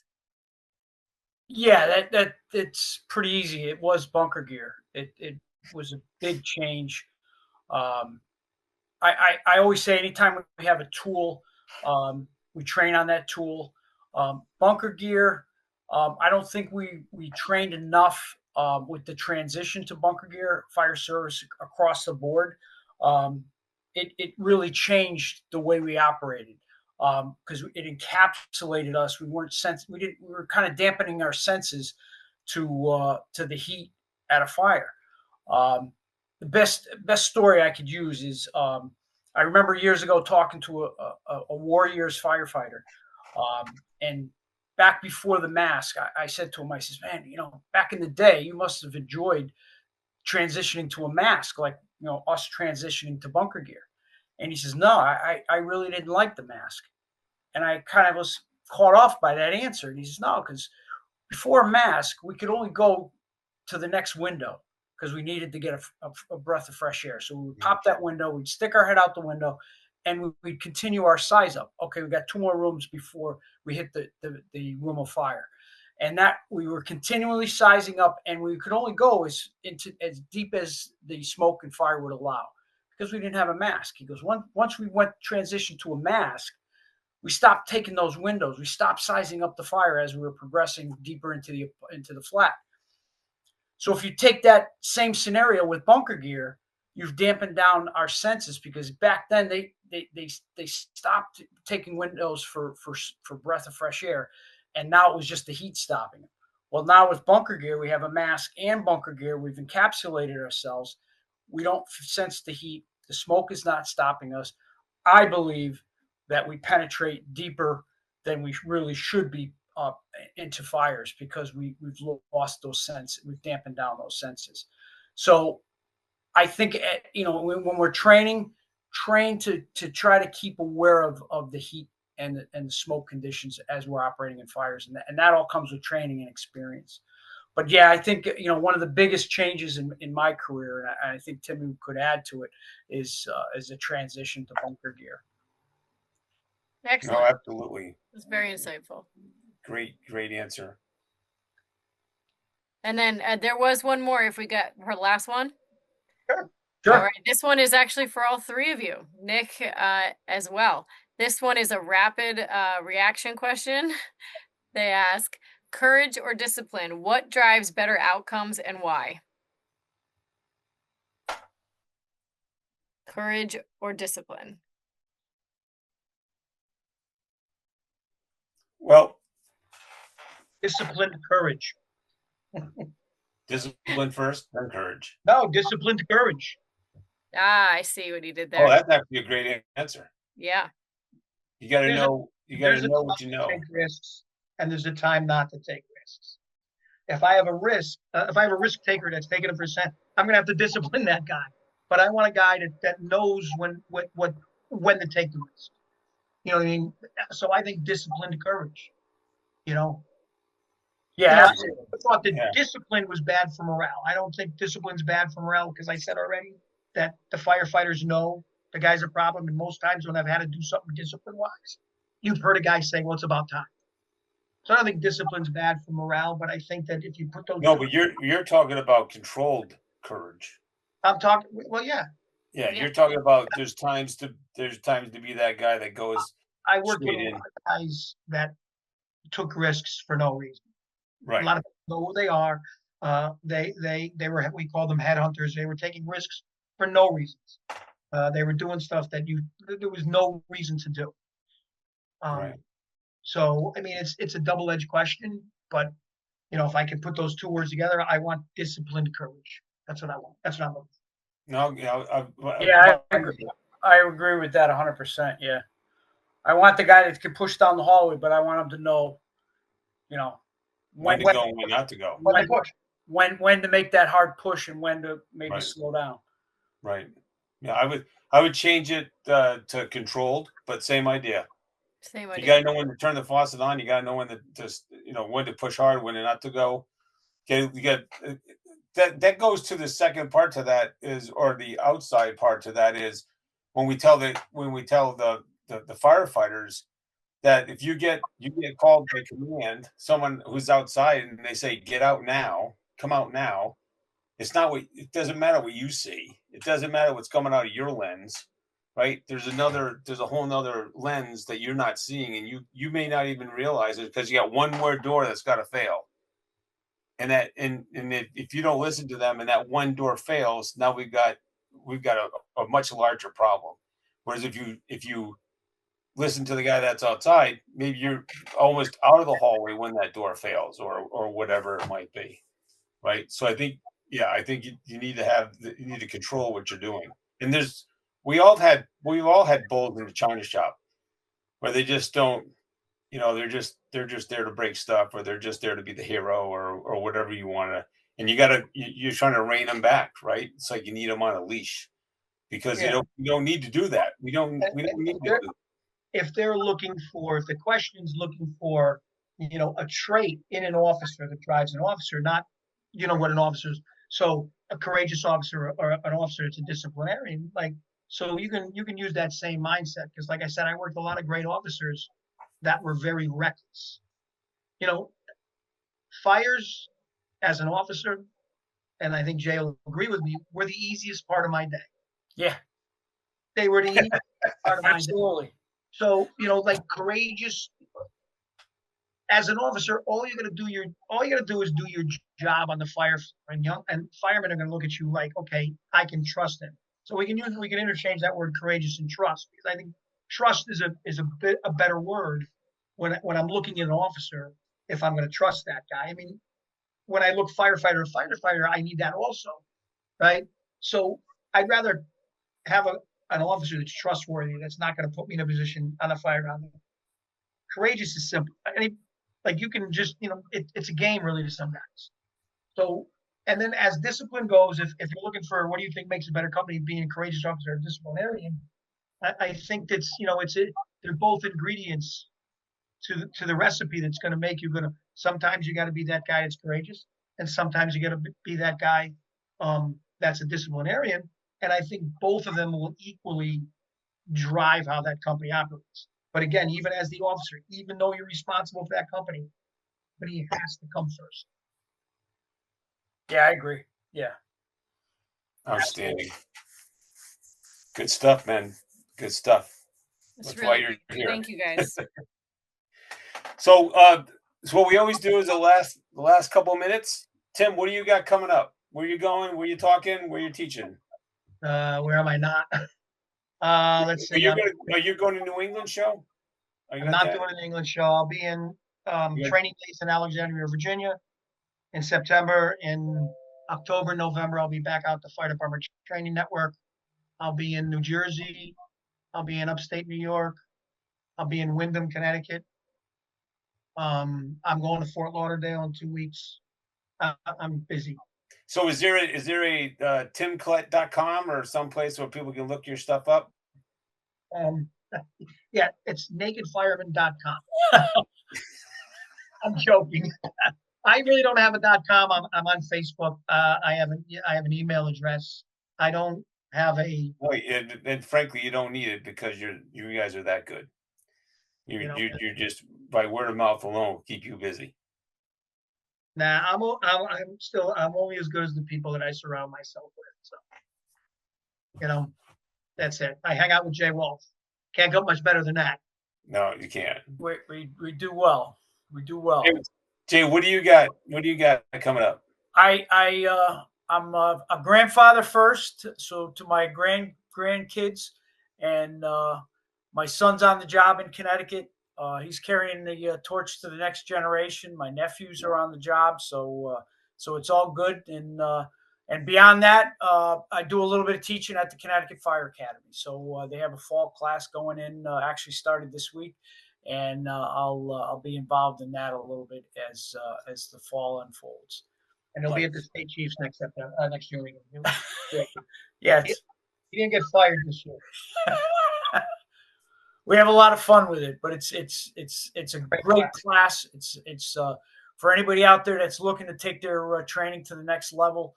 New York State Fire Chiefs Convention in Syracuse every June. They have a lot of great high level training. In the class that Timmy's involved in that puts out is a hoarders class. I don't think you can get that class.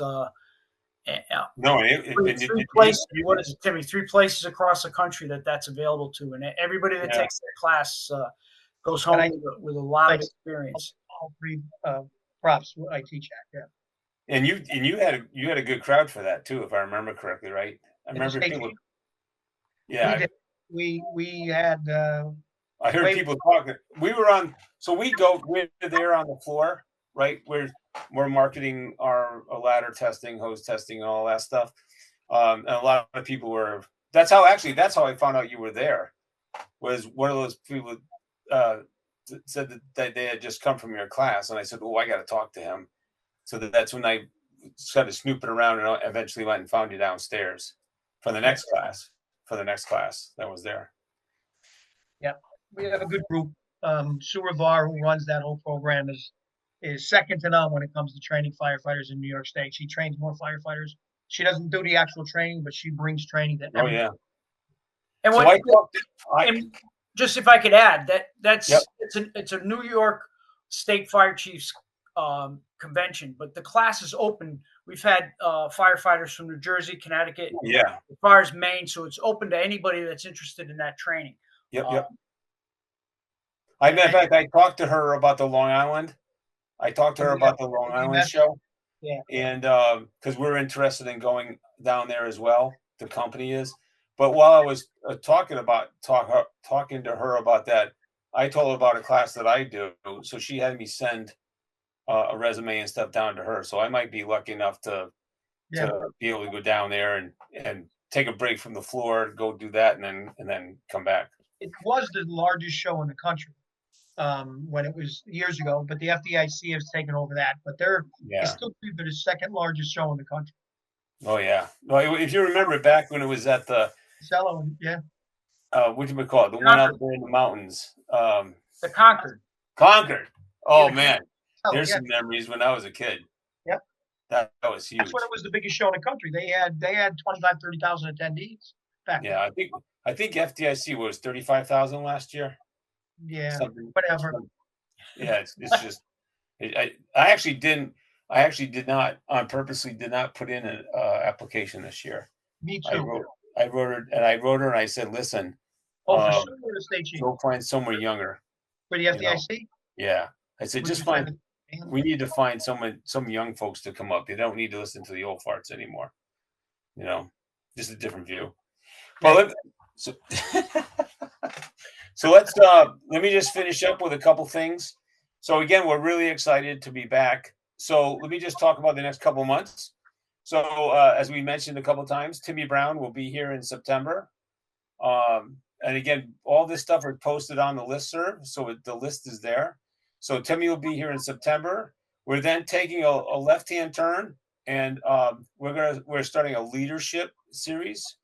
And I just had his name and I've lost it. Jamie, help me out. Who's coming? The chief from Kansas City, Kansas. Dennis Rubin will be starting that. So Rubin will be starting that class. We then have one of our local guys, Deputy Chief Mark Waters. He'll be coming to do, he does a leadership class and he talks about his library and the different classes in there. So he's going to be doing that. We're going to follow that with the fella from Step Up, Stand Up and Lead, and the Flashpoint. Frank Viscuzzo, he's going to come up. He's going to come on. We're going to be talking about his stuff. Then after that, we've got Eric, the superintendent of the National Fire Academy. He's going to be talking about the resources that they have for leaders and programs. We're going to have John Oates, a retired chief from East Hartford. He runs a research, fire research operation. He's going to be coming and giving us what's coming up in the future there. And we got a couple more folks that are coming on. So there usually will be either the second or third Wednesday night. So, keep your eyes peeled for the folks that are watching. For the folks, our international friends, thank you so much for watching this on Spotify. Gentlemen, thank you so much. It was fun. What I was hoping for and more. Because I know you guys are both great guys, and I do appreciate you coming on and helping me out. Absolutely. Really, really Thank you guys very much. Yeah, it was So, fun.